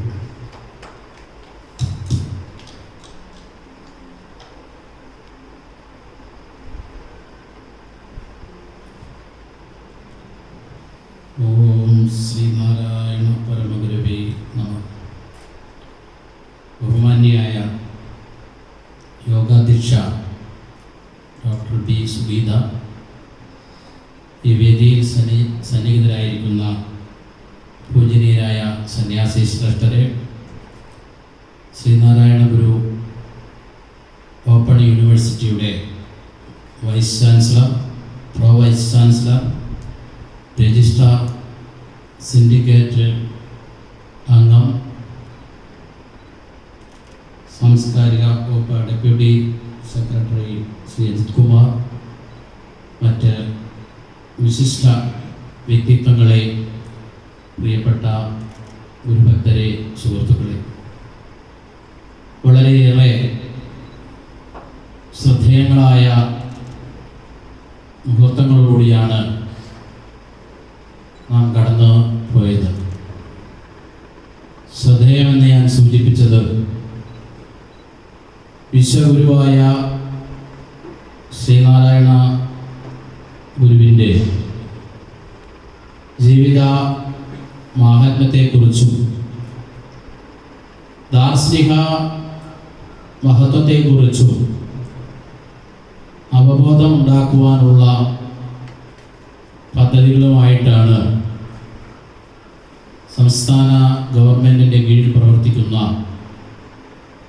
അന്തർദേശീയ പഠന കേന്ദ്രവും അതുപോലെ തന്നെ ഗുരുവിൻ്റെ നാമധേയത്തിൽ ആരംഭിച്ചിട്ടുള്ള ഓപ്പൺ യൂണിവേഴ്സിറ്റിയും മുൻകൈയെടുത്തുകൊണ്ട് ഇത്തരത്തിലുള്ള സംരംഭങ്ങൾക്ക് തുടക്കം കുറിക്കുന്നത്. വർത്തമാന സാഹചര്യത്തെ സംബന്ധിച്ചിടത്തോളം ശ്രീനാരായണ ഗുരുദേവൻ്റെ മാനവിക ദർശനത്തിന്, സന്ദേശങ്ങൾക്കും തത്വസംഹിതകൾക്കും വളരെയേറെ പ്രസക്തിയും പ്രാധാന്യമുള്ള ഒരു സാഹചര്യത്തിലൂടെയാണ് നാം കടന്നു പോകുന്നത്. ഗുരുവിൻ്റെ മാനവിക ദർശനത്തിന് മാത്രമേ നാം ഇന്ന്, അല്ലെങ്കിൽ നമ്മുടെ സമൂഹം ഇന്ന് അനുഭവിച്ചു കൊണ്ടിരിക്കുന്ന ഭൗതിക തലത്തിലെയും ആധ്യാത്മിക തലത്തിലെയും സമസ്ത പ്രശ്നങ്ങൾക്കും പ്രതിസന്ധികൾക്കും പരിഹാരം കാണുവാൻ കഴിയുള്ളൂ എന്നുള്ള തിരിച്ചറിവ് ഇന്ന് സമൂഹത്തിന് ഉണ്ടായിട്ടുണ്ട്.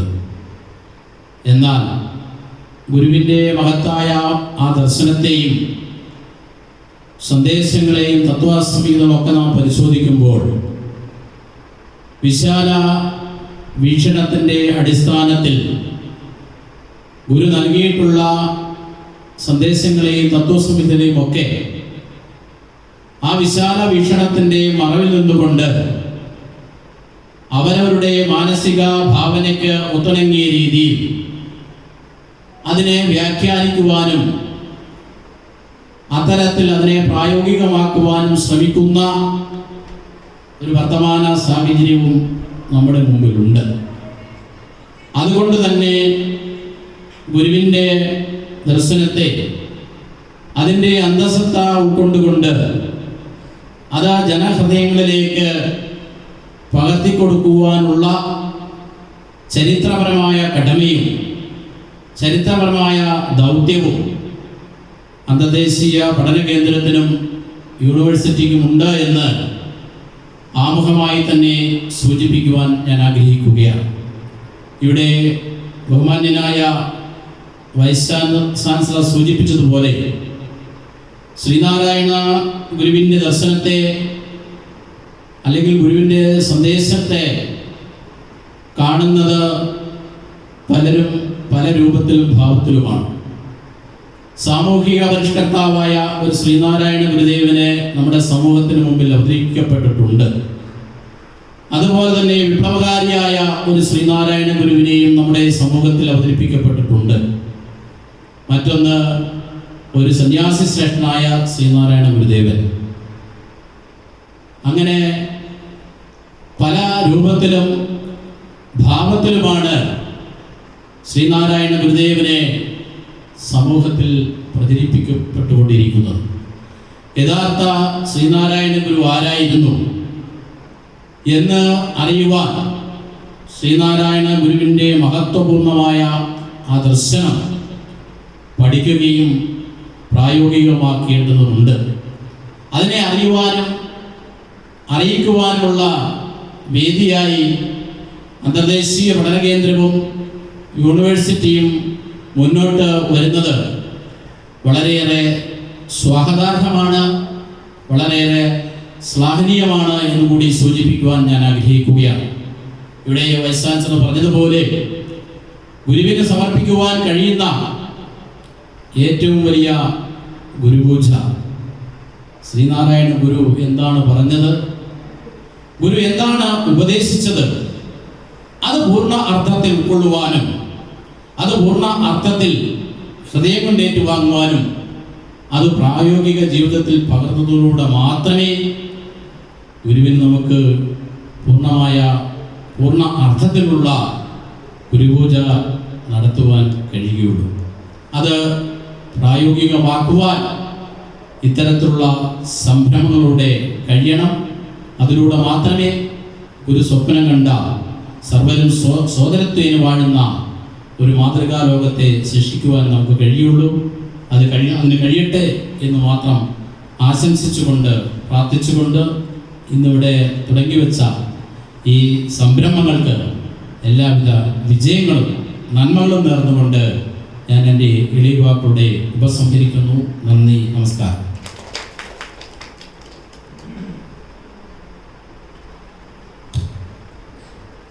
അടുത്തതായി ഈ ചടങ്ങിന് അനുഗ്രഹ പ്രഭാഷണം നടത്തുന്നതിനായി ശ്രീനാരായണ ധർമ്മസംഘം ട്രസ്റ്റ് ശിവഗിരി മഠം ട്രഷറർ ശ്രീമദ് ശാരദാനന്ദ സ്വാമികളെ ഏറെ ആദരപൂർവ്വം സ്വാഗതം ചെയ്യുന്നു, ക്ഷണിക്കുന്നു.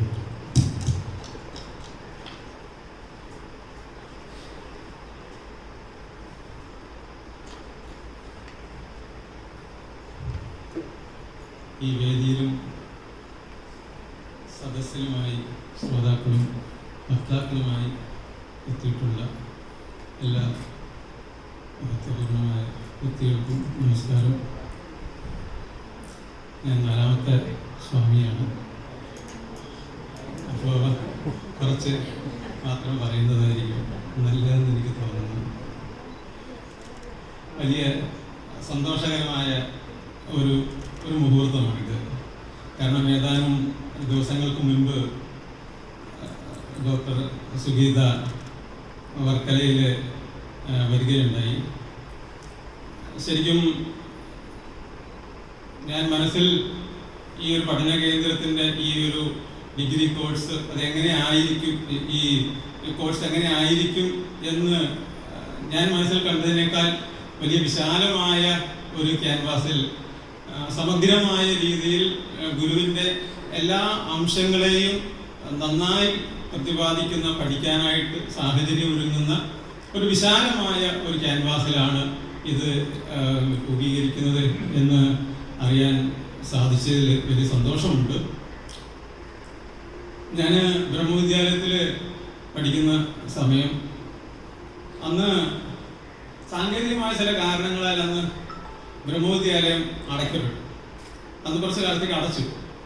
അപ്പോൾ ആ സമയത്ത് ഞങ്ങൾ കുറച്ച് ബ്രഹ്മചാരിമാർ മറ്റൊരു ആശ്രമത്തിൽ പോയി കോഴ്സ് പഠിക്കാനായിട്ട് തീരുമാനിച്ചു.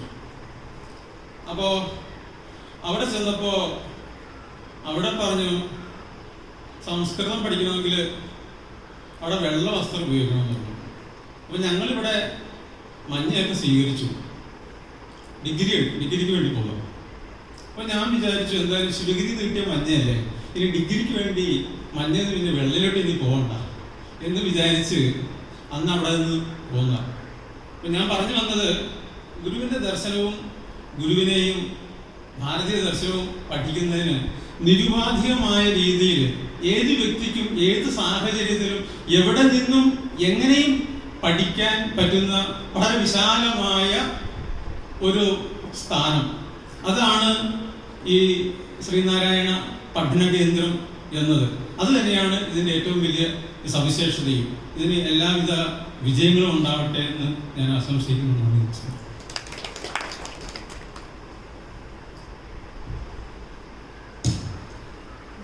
അടുത്തതായി ശ്രീനാരായണ ഗുരു ഓപ്പൺ സർവകലാശാല ആരംഭിക്കുന്ന പഠന കോഴ്സിൻ്റെ രൂപരേഖ സംബന്ധിച്ച് ഇവിടെ അവതരിപ്പിക്കുന്നതിനായി സർവകലാശാലയുടെ പ്രോ വൈസ് ചാൻസലറായിട്ടുള്ള ഡോക്ടർ വി സുധീർ അവരുടെ ആദരപൂർവ്വം ക്ഷണിക്കുന്നു.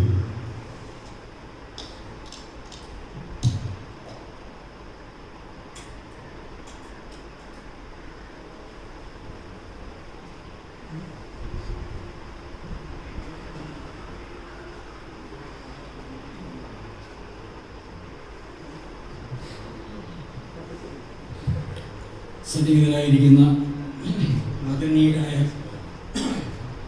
ഗുരുവര്യന്മാരെ, സർവകലാശാലയുടെ vice chancellor doctor Mubarak Pasha അവർ, യോഗ അധ്യക്ഷ ഡോക്ടർ ബി സുഗീത, സർവകലാശാല registrar doctor Dileep, Siddique doctor Jayaprakash, ഈ കേന്ദ്രത്തിൻ്റെ മുൻ ഡയറക്ടറും ഇപ്പോഴത്തെ ഡെപ്യൂട്ടി ഡയറക്ടർ സാംസ്കാരിക വകുപ്പുമായിട്ടുള്ള ശ്രീ അജിത് ബാബു അവർ, ഇവിടെ സന്നിഹിതരായിരിക്കുന്ന ബഹുമാന്യരെ, ശില്പശാലയിലെ അംഗങ്ങളെ, സഹോദരി സഹോദരന്മാരെ, സർവകലാശാലയുടെ നിരവധി ആകസ്മികതകളെക്കുറിച്ച് വൈസ് ചാൻസലർ സംസാരിക്കുകയുണ്ടായി. ഈ കോഴ്സുകളുടെ കാര്യത്തിലും ഒരു വളരെ വലിയ ആകസ്മികത ഉണ്ടായിരുന്നു. പെട്ടെന്ന് അതൊരു തീരുമാനത്തിലേക്ക് വരികയാണ് ഉണ്ടായത്. സർവകലാശാല ആരംഭിക്കുമ്പോൾ വൈസ് ചാൻസലറും പ്രോ വൈസ് ചാൻസലറായ ഞാനും രജിസ്ട്രാറായ ഡോക്ടർ ദിലീപും മാത്രമാണ്. ഞങ്ങൾ 3 പേരും കൂടി വൈസ് ചാൻസലറുടെ മുറിയിൽ ഇരിക്കുമ്പോൾ നേരത്തെ സ്വാമിയോട് സൂചിപ്പിച്ച പോലെ ഒരു വെളുത്ത ക്യാൻവാസാണ് ഞങ്ങളുടെ മുന്നിലുണ്ടായിരുന്നത്. അതിൽ എന്തെങ്കിലുമൊക്കെ കാര്യങ്ങൾ വരയ്ക്കുവാൻ നിയോഗിക്കപ്പെട്ടവരാണ് ഞങ്ങൾ. അത് ആദ്യ ഘട്ടത്തിൽ ചെയ്യേണ്ട ചില കാര്യങ്ങൾ പ്രത്യേകിച്ചും ചുമതലയോടുകൂടി നിർവഹിക്കേണ്ട ഒരു സാഹചര്യം ഉണ്ടായിരുന്നു. ഗുരുവിൻ്റെ നിയോഗം എന്ന് പറയുന്നത് പോലെ തന്നെയാണ് ഗുരുവിന് എന്ത് ഗുരുപൂജ നൽകുവാൻ സാധിക്കുമെന്നുള്ള ഒരു ചർച്ച അപ്പോൾ ആരംഭിച്ചു. വൈസ് ചാൻസലർ ചോദിച്ചു, നമ്മൾക്ക് എന്താണ് പ്രത്യേകിച്ച് ഇതിൽ ചെയ്യാൻ സാധിക്കുന്ന ഒരു കാര്യം. ആ ചിന്ത 3 പേരിൽ നിന്നും ഉടലെടുത്ത ഒരേപോലെ ഒരേ മനസ്സോടെ പുറത്തു വന്നു. അതാണ് ഗുരുവിൻ്റെ ഒരു ശക്തി എന്ന് ഞാൻ കണ്ടത്. വൈസ് ചാൻസലർ പറഞ്ഞതും എൻ്റെ മനസ്സിലുണ്ടായതും ഡോക്ടർ ദിലീപിൻ്റെ മനസ്സിൽ വന്നതും ഒരേ ഒരു കാര്യം. ഗുരുവിനെ കുറിച്ച് പഠിക്കുവാൻ ഒരു കോഴ്സ് നമുക്കുണ്ടാകണം. അതൊരു ഡിഗ്രി തരത്തിലുള്ള കോഴ്സ് തന്നെയാണ്. 3 വർഷക്കാലം ഒരു വിദ്യാർത്ഥിക്ക് ഗുരുവിനെ കുറിച്ച് പഠിക്കുവാനുള്ള ഒരു അവസരം നമുക്കുണ്ടാകും. തീരുമാനമുണ്ട്. വളരെ പെട്ടെന്നാണ് ആ തീരുമാനമുണ്ടായത്. അപ്പോഴാണ് വൈസ് ചാൻസലർ പറഞ്ഞത്, നമുക്ക് മറ്റുള്ളവർക്ക് കൂടി ഇത് പഠിക്കുവാനുള്ള ഒരു കർശന നിർദ്ദേശം എന്തുകൊണ്ട് കൊടുത്തുകൂടാ. വീണ്ടും മിനിറ്റുകൾക്കുള്ളിൽ ഞങ്ങൾ 3 പേരും കൂടെ തീരുമാനിച്ചതാണ്, ഇവിടെ കോഴ്സിന് വരുന്ന എല്ലാവരും ഗുരുദേവനെ കുറിച്ചുള്ള ഒരു കോഴ്സ് നിർബന്ധമായി ചെയ്തിരിക്കണം. അത് സയൻസ് ആകട്ടെ, ഹ്യൂമാനിറ്റീസ് ആകട്ടെ, ആർട്സ് ആകട്ടെ, ലാംഗ്വേജസ് ആകട്ടെ, ഏതായാലും ശരി തന്നെ ഒരു കമ്പൽസറി കോഴ്സ് ഗുരുവിനെ കുറിച്ച് ഉള്ള പഠനങ്ങൾക്ക് വേണ്ടി മാറ്റിവെക്കണം. ഇത് തന്നെയാണ് ഞങ്ങളുടെ ഗുരുവിൻ്റെ പഠനത്തെക്കുറിച്ചുള്ള കോഴ്സുകളുടെ രൂപരേഖ എന്ന് പറയുന്നത്. ഞങ്ങൾ ഇപ്പോൾ ഒരു ശില്പശാലയിൽ നെയ്തെടുക്കുവാൻ ആഗ്രഹിക്കുന്നത് അതിൻ്റെ പൂർണ്ണ രൂപത്തിലേക്ക് കൊണ്ടുവരാൻ സാധിക്കുന്ന ഒരു സിലബസാണ്. 3 വർഷക്കാലം 132 ക്രെഡിറ്റ് എന്ന് പറയുന്ന മറ്റൊരു ഡിഗ്രി വിദ്യാർത്ഥി പഠിക്കുന്ന അതേ തലത്തിൽ നിന്നുകൊണ്ട് തന്നെ നമ്മൾ പലപ്പോഴും പലരും പല വേദികളിൽ പ്രസംഗിക്കാറുണ്ട് ഗുരുവിനെ കുറിച്ച്. ഗുരുവിൻ്റെ 3000-ലധികം എന്ന് പറയാറുണ്ട്, 4000-ഓളം എന്ന് പറയുന്നുണ്ട് കൃതികളുണ്ട്, അതിൻ്റെ വിശകലനങ്ങളുണ്ട്. ഈ പറയുന്നത് പോലെ ദർശനമാല എന്താണ്, ആത്മോപദേശ ശതകം എന്താണ്, ശിവശതകം എന്താണ് എന്ന് ചോദിച്ചാൽ അത് പറയാൻ പലർക്കും സാധിക്കാറില്ല. പലരും വേദിയിൽ പ്രസംഗിക്കാറുണ്ട്. ഒരു ജാതി, ഒരു മതം, ഒരു ദൈവം, മനുഷ്യൻ. അടുത്ത വാചകം എന്താണെന്ന് ചോദിച്ചാൽ അത് പറയാനറിയില്ല. പല കാര്യങ്ങളും വേദികളിൽ പ്രസംഗിക്കുന്നുണ്ട്, ഗുരുദേവനെ എല്ലാവരും സ്മരിക്കുന്നുണ്ട്, പറയുന്നുണ്ട്. പക്ഷേ ഗുരുദേവന്റെ വചനങ്ങൾ, അതിൻ്റെ വ്യാപ്തി എന്തായിരുന്നു എന്നറിയണമെങ്കിൽ അത് ശാസ്ത്രീയമായി പഠിക്കണം, അതിൻ്റെ മുൻപും പിൻപും പഠിക്കണം, അതിൻ്റെ സാഹചര്യങ്ങൾ പഠിക്കണം. അതിനു വേണ്ടിയാണ് ഒരു കോഴ്സ് ഡിസൈൻ ചെയ്യണമെന്ന് ഞങ്ങൾ തീരുമാനിച്ചു. ഇതിൽ കൂടി ഗുരുദേവന്റെ പഠനങ്ങളോ അതിൻ്റെ ഏതെല്ലാം രീതിയിലുള്ള ഏതെല്ലാം ദൃഷ്ടിയിലൂടെ എന്നെ കാണുന്നു, അത് വെറും കേട്ടുകേൾവിയല്ല, ശാസ്ത്രീയമായി എങ്ങനെയൊക്കെ ഉണ്ട്, എന്തെല്ലാമാണ് അറിഞ്ഞിരിക്കേണ്ടത് എന്നുള്ള വസ്തുതകൾ വരും തലമുറയ്ക്ക് പകർന്നു കൊടുക്കുവാൻ, അതെന്തെന്നും നിലനിൽക്കുവാൻ വേണ്ടി ഉള്ള ഒരു ശില്പശാലയാണ് ഇവിടെ നടത്തുവാൻ. ഇത് 3 വർഷക്കാലം ഒരു കുട്ടിക്ക് പഠിക്കുവാൻ സാധിക്കും. ഒരുപക്ഷെ ചോദിച്ചേക്കാം, ശ്രീനാരായണ ഗുരുവിനെ കുറിച്ച് പഠിച്ചാൽ തുടർന്ന് അങ്ങോട്ടുള്ള പഠനം എന്താകും? അതിനകത്ത് യാതൊരു വ്യാകുലതയ്ക്കും ആധാരമില്ല. ഇത് പഠിക്കുന്നത് ഡബിൾ മേജർ എന്ന് പറയുന്ന ഒരു സിസ്റ്റത്തിൽ കൂടിയാണ്. ഇതിനോടൊപ്പം തന്നെ ഇതേപോലെയുള്ള മറ്റൊരു കോഴ്സും കൂടി പഠിക്കുന്ന ഡബിൾ മേജർ എന്ന് പറയുന്ന ഒരു സിസ്റ്റമാണ് ഞങ്ങൾ ഇതിനകത്ത് കൊണ്ടുവരാൻ ആഗ്രഹിക്കുന്നത്. ഒന്നുകിൽ ഇതിൻ്റെ തന്നെ പോസ്റ്റ് ഗ്രാജുവേറ്റ് ഡിഗ്രിക്ക് വേണ്ടി വിദ്യാർത്ഥിക്ക് പഠിക്കുക, അതല്ല എങ്കിൽ അവൻ ആഗ്രഹിക്കുന്ന മറ്റേത് ശാഖയാണോ തിരഞ്ഞെടുക്കുന്നത് ആ ശാഖയിൽ കൂടിയുള്ള ഒരു ഉപരിപഠനത്തിന് വേദി ഒരുക്കുവാൻ നമുക്ക് സാധിക്കും. അതുപോലെ ഈ കമ്പൽസറി ആയിട്ടുള്ള നിർബന്ധപൂർവ്വമുള്ള ഒരു കോഴ്സ് എന്ന് പറയുന്നതിലും അതുപോലെയുള്ള എന്തെല്ലാം കാര്യങ്ങളാണ് ഉൾപ്പെടുത്തേണ്ടത് എന്ന് തീരുമാനിക്കാനുള്ള അറിവുള്ള, കഴിവുള്ള വ്യക്തികളാണ് ഇന്ന് ഈ ബോർഡിൽ ചേർന്നിട്ടുള്ളത്. അതിൽ നമ്മുടെ സന്യാസി ശ്രേഷ്ഠന്മാരുണ്ട്. വളരെ വളരെ ദീർഘമായി ഗുരുദേവനെ കുറിച്ച് പഠിച്ച് ആധികാരിക ഗ്രന്ഥങ്ങളും ഗവേഷണ പ്രബന്ധങ്ങളും നയിക്കുകയും ചെയ്ത ആൾക്കാർ ഇതിനകത്തുണ്ട്. അവരൊക്കെ കൂടി തന്നെയാണ് ഇത് തീരുമാനിക്കുന്നത്. ഇതാണ് ഞങ്ങൾ ഗുരുവിനെ അർപ്പിക്കുന്ന ഗുരുപൂജ എന്ന് പറയുന്നത്. ഇന്ന് നമ്മൾ പഠിക്കുന്നതിനേക്കാളേറെ ഗുരുവിനെ കുറിച്ച് വിദേശ രാജ്യങ്ങളിൽ പഠിക്കുന്നുണ്ട്. ഗുരുവിനെ സംബന്ധിച്ചുള്ള പുസ്തകങ്ങൾ കുറവാണ്, ഇംഗ്ലീഷ് ഭാഷയിലുള്ള പുസ്തകങ്ങൾ കുറവാണെന്ന് പലരും അഭിപ്രായപ്പെടാറുണ്ട്. പലരും മനസ്സിലാക്കുന്നത് മലയാളത്തിൽ നിന്നും ഇംഗ്ലീഷിലേക്ക് ട്രാൻസ്ലേറ്റ് ചെയ്യപ്പെട്ട അല്ലെങ്കിൽ ആരെങ്കിലും പറഞ്ഞ് മനസ്സിലാക്കി കൊടുക്കുന്നു വീണ്ടും വീണ്ടും വായിക്കണമെന്ന ആർത്തിയോടുകൂടി ആഗ്രഹത്തോടു കൂടിയാണ് അവർ വരുന്നത്. ഗുരുവിനെ കുറിച്ച് കൂടുതൽ അറിയണം. കാരണം അവർക്ക് നഷ്ടപ്പെട്ടുകൊണ്ടിരിക്കുന്ന ഒരു കുടുംബ വ്യവസ്ഥിതി, മാനവികത, സ്നേഹം, ദയ, കാരുണ്യം ആരെക്കുറിച്ചും ശ്രദ്ധിക്കാറില്ല. വിദേശ രാജ്യങ്ങളിൽ ചെന്നു കഴിഞ്ഞാൽ ശ്രദ്ധിക്കും, ഒരു ആവശ്യമുണ്ടെങ്കിൽ ശ്രദ്ധിക്കും. അതല്ലാതെ ദയാപൂർവം കാരുണ്യപൂർവം ഒരാളിനെ എന്നോടൊപ്പം ഗുരുദേവൻ പറഞ്ഞതുപോലെ ആത്മസുഖത്തിന് ആചരിക്കുന്നവർ അവരിന് സുഖത്തിനായി വരണം. ഇത് നമ്മളിപ്പോൾ ചെയ്യുന്നത് അവരിന് അസുഖത്തിനായി വരണം എന്നുള്ള രീതി. അപ്പോൾ അതിൽ ഏറ്റവും കൂടുതൽ ആകർഷ്ടരായിട്ടുള്ളത് വിജ്ഞാന ദ്യാഹികളായിട്ടുള്ള വിദേശികൾ തന്നെയുണ്ട് ഒരുപാട് പേർ. നമ്മളിവിടെ വളരെ വിസ്തൃതമായ ഒരു ലോകത്ത് അത് യാതൊരു ശാസ്ത്രീയ അടിസ്ഥാനവും നൽകാതെ അത് വരും തലമുറയ്ക്ക് വെറും കേട്ടുകേൾവി മാത്രമായി കൊടുത്തുകൊണ്ടിരിക്കുന്ന ഒരു സാഹചര്യത്തിലേക്ക് പോകുന്നതിൽ നിന്നും മോചനം ലഭിക്കുവാൻ വേണ്ടിയാണ് നമുക്ക് ഇത്രയും ശാസ്ത്രീയമായ ഒരു പഠനശാഖ ഇവിടെ തുടങ്ങുവാൻ ഈ ശ്രീനാരായണ ഗുരുവിൻ്റെ പേരിൽ, ഗുരുദേവനെ ഗുരുപൂജ എന്നുള്ള പേരിൽ ഈ യൂണിവേഴ്സിറ്റി സമർപ്പിക്കുവാൻ ആഗ്രഹിക്കുന്നു. അതിനുവേണ്ടിയുള്ള ശില്പശാല ഇവിടെ ഉദ്ഘാടനം ചെയ്തു കഴിഞ്ഞു. ശില്പശാലയിൽ കൂടുതൽ കാര്യങ്ങൾ ചർച്ച ചെയ്യാനുള്ള തയ്യാറെടുപ്പിലാണ് ഞങ്ങളെല്ലാവരും. ഇത്രയും കാര്യങ്ങൾ പറഞ്ഞുകൊണ്ട് ഗുരുനാമത്തിൽ ഞാൻ വിരമിക്കുന്നു. നന്ദി, നമസ്കാരം.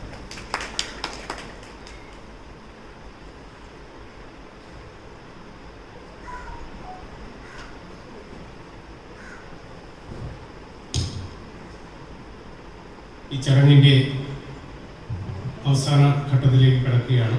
കൃത്യതയാണ് ഈ പൊതുസമ്മേളന പരിപാടി കഴിഞ്ഞിട്ട് എല്ലാവർക്കും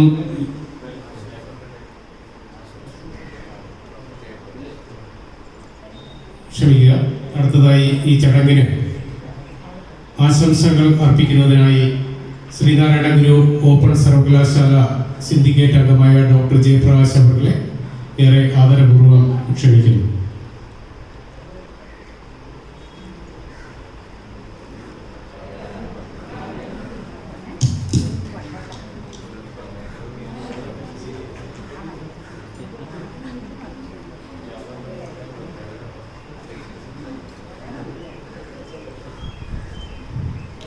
ഇത്രയും അഭിമന്യരായ സന്യാസി കുര്യരും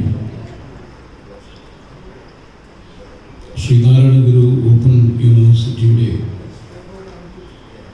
വൈസ് ചാൻസലറായ ആരാധ്യനായ ഡോക്ടർ മുബാറക് പാഷ സർ,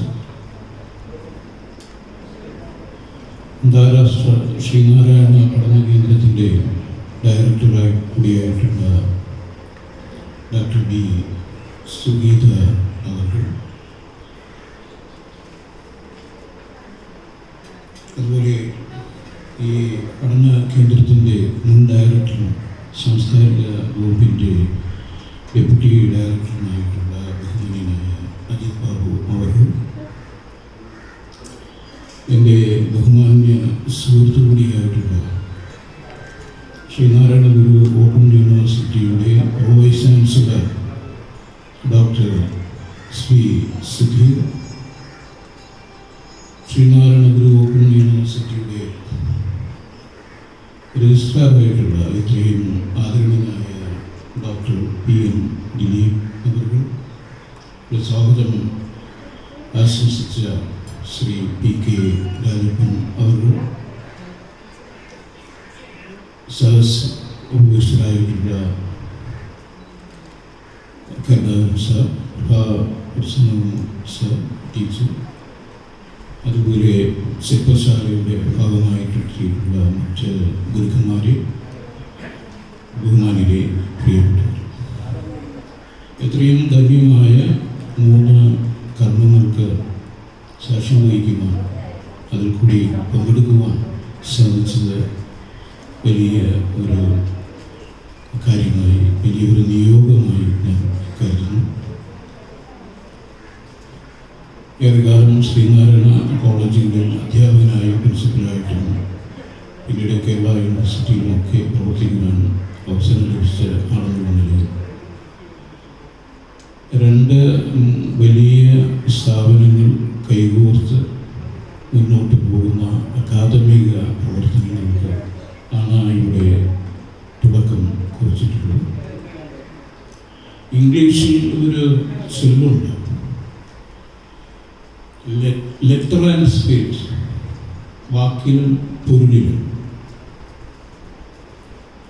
ആ ചൊല്ല് അനർത്ഥമാക്കുന്ന തരത്തിലാണ് ശ്രീനാരായണ ഗുരു ഓപ്പൺ യൂണിവേഴ്സിറ്റിയുടെ ആവിർഭാവവും പിന്നീടുള്ള ഈ 4 മാസത്തെ പ്രവർത്തനവും നടന്നിട്ടുള്ളത് എന്നുള്ളത് നേരിട്ട് മനസ്സിലാക്കുവാനുള്ള അവസരം ഇന്നലെയാണുള്ളത്.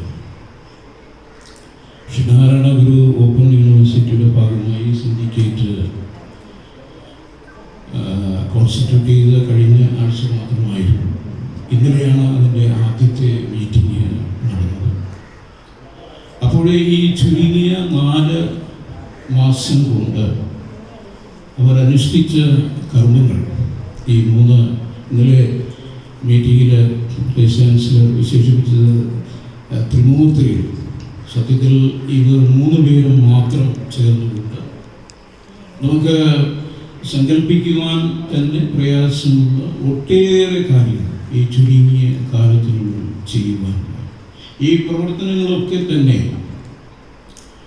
ശിവഗിരിയിലെ സന്യാസി വര്യനായ മഹർഷിയായ ശ്രീനാരായണ ഗുരുവിൻ്റെ നാമധേയത്തിലുള്ള സർവകലാശാല അതിൻ്റെ പൊരുളിലും അതിൻ്റെ അന്തസത്തയിലും അതിൻ്റെ ആത്മാവിലും ശ്രീനാരായണ ഗുരുവിനെ മുന്നിൽ നിർത്തിക്കൊണ്ട്, ആ ഗുരുദേവ ദർശനങ്ങളെ മുൻനിർത്തിക്കൊണ്ടാണ് മുന്നോട്ട് പോകുന്നത് എന്ന് ഇന്നലെ നേരിട്ട് മനസ്സിലാക്കുവാനുള്ള അവസരം ആ റിപ്പോർട്ട് നമുക്ക് നൽകി.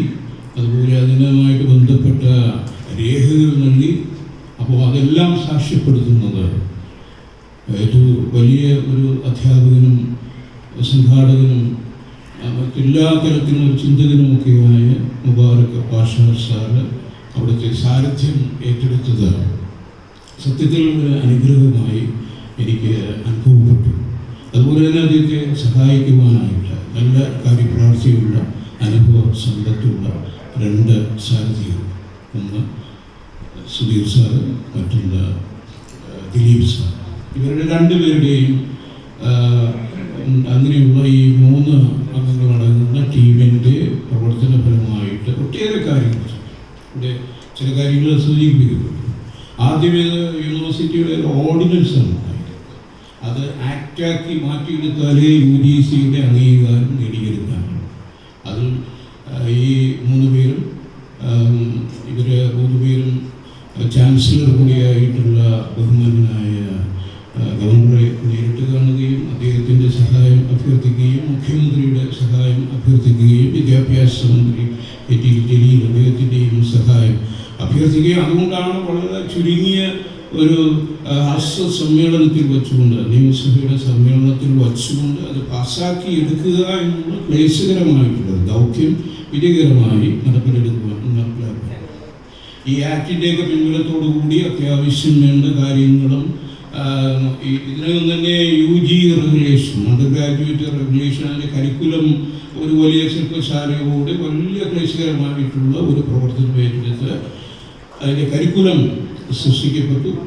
UG റെഗുലേഷൻ ശരിയായി കഴിഞ്ഞു. അതും ഒരുപാട് ദക്ഷിണാശാലികളായ അധ്യാപകരെയും പ്രമുഖരെയും ഒക്കെ വിളിച്ച് ചേർത്ത് അതെല്ലാം ശരിയാക്കിയിട്ടു. യൂണിവേഴ്സിറ്റിയിൽ കുറേ കാലം പ്രവർത്തിക്കുവാനായിട്ട് കഴിഞ്ഞ എന്നെ സംബന്ധിച്ചിടത്തോളം അതൊക്കെ വളരെ സമയമെടുത്ത് ചെയ്യുന്ന, അല്ലെങ്കിൽ വളരെ പതുക്കെ മാത്രം നീങ്ങുന്ന ഇവിടെ ഇരിക്കുന്ന പല അധ്യാപകർക്കും അത് അറിയാവുന്ന കാര്യമാണ്. യൂണിവേഴ്സിറ്റി തലത്തിലൊക്കെ ഇത്തരം കാര്യങ്ങൾ ശരിയാക്കിയെടുക്കുക, അംഗീകാരം നേടിയെടുക്കുക, കുറ്റമറ്റ രീതിയിൽ അത് സൃഷ്ടിക്കുക എന്നുള്ളത് വളരെ വലിയൊരു ദൗത്യം. ആ ദൗത്യം കൃത്യമായി നിർവഹിച്ചു. 19 കോഴ്സുകൾക്കുള്ള സിലബസ് നിർമ്മാണം. ആദ്യം തുടക്കത്തിൽ 19 കോഴ്സുകളാണ് UG PG തലത്തിൽ ആവിഷ്കരിച്ചിട്ടുള്ളതെന്ന് മനസ്സിലായി.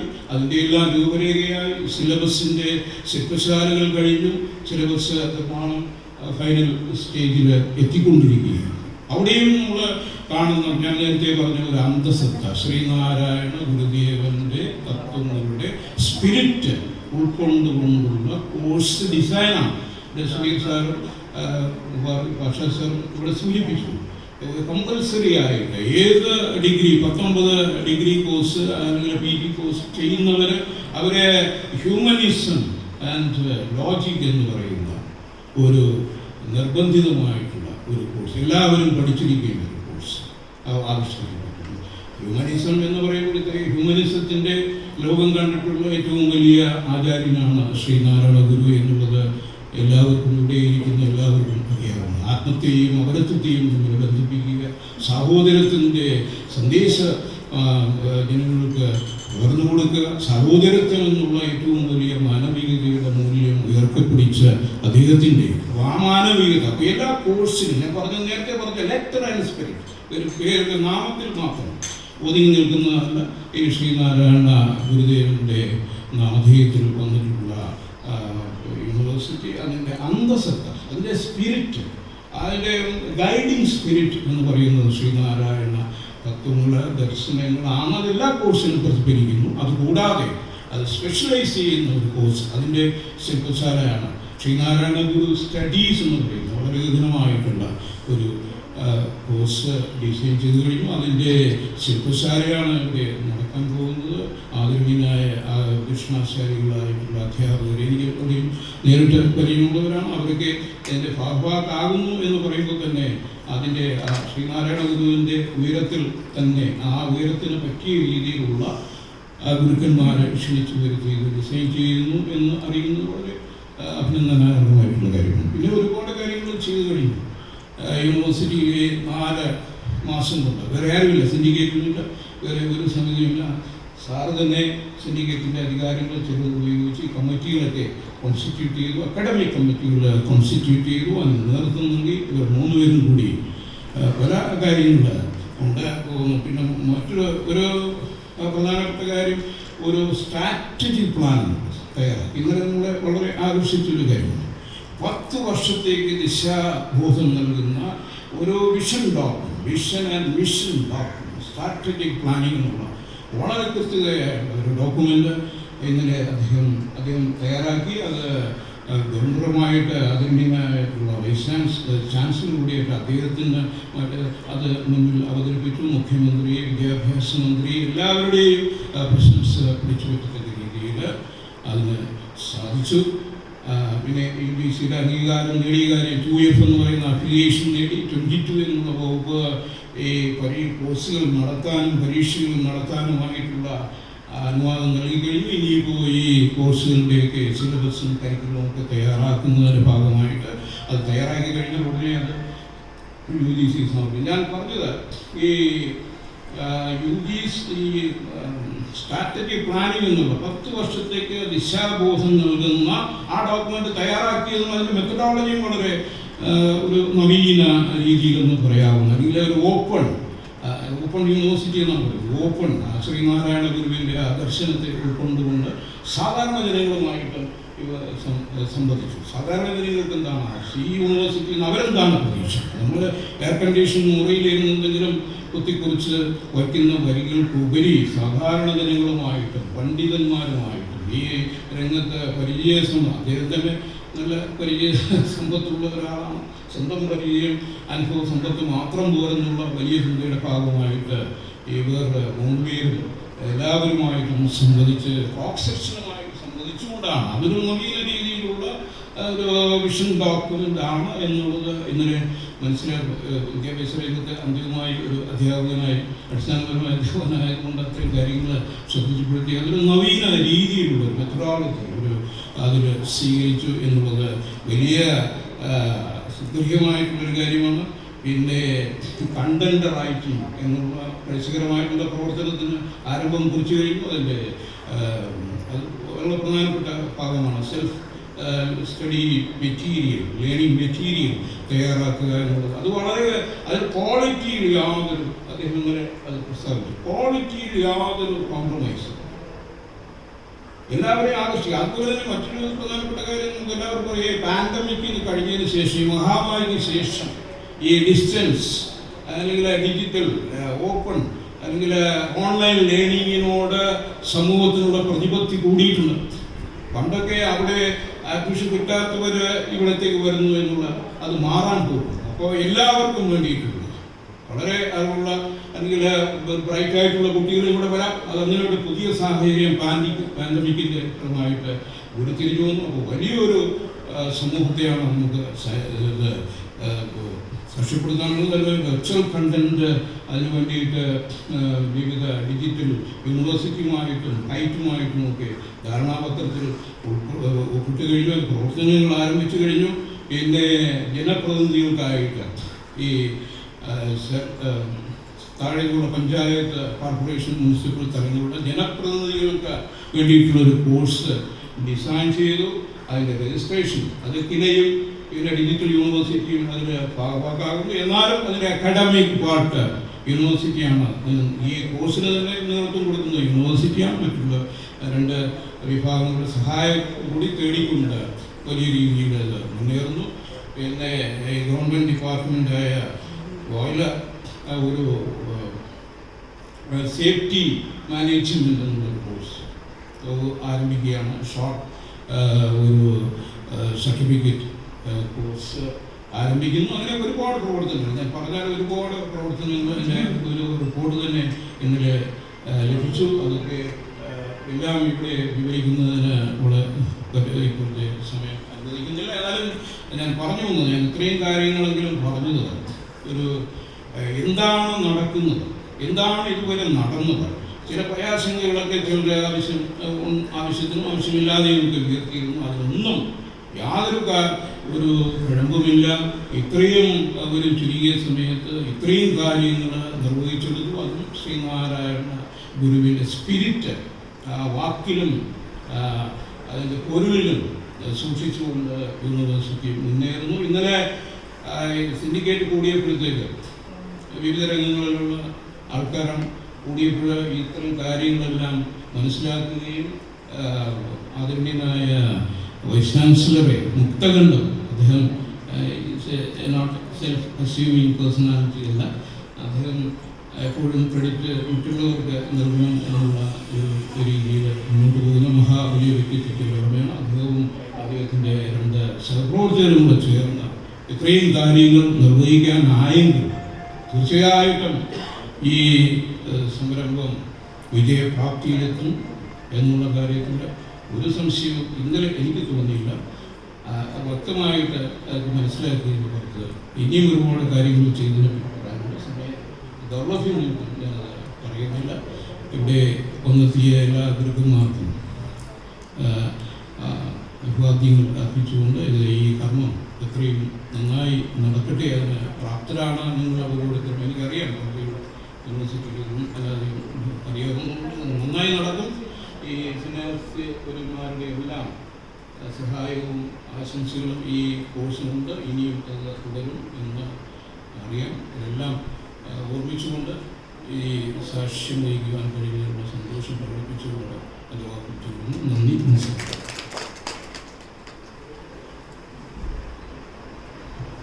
ഇന്നിവിടെ നിർവഹിക്കപ്പെടാനുള്ള ഒരു പ്രധാന ചടങ്ങാണ് ലൈബ്രറി മന്ദിരത്തിൻ്റെ ഉദ്ഘാടനം. ഇതിൻ്റെ താഴത്തെ നിലയിലാണത് സജ്ജീകരിച്ചിരിക്കുന്നത്.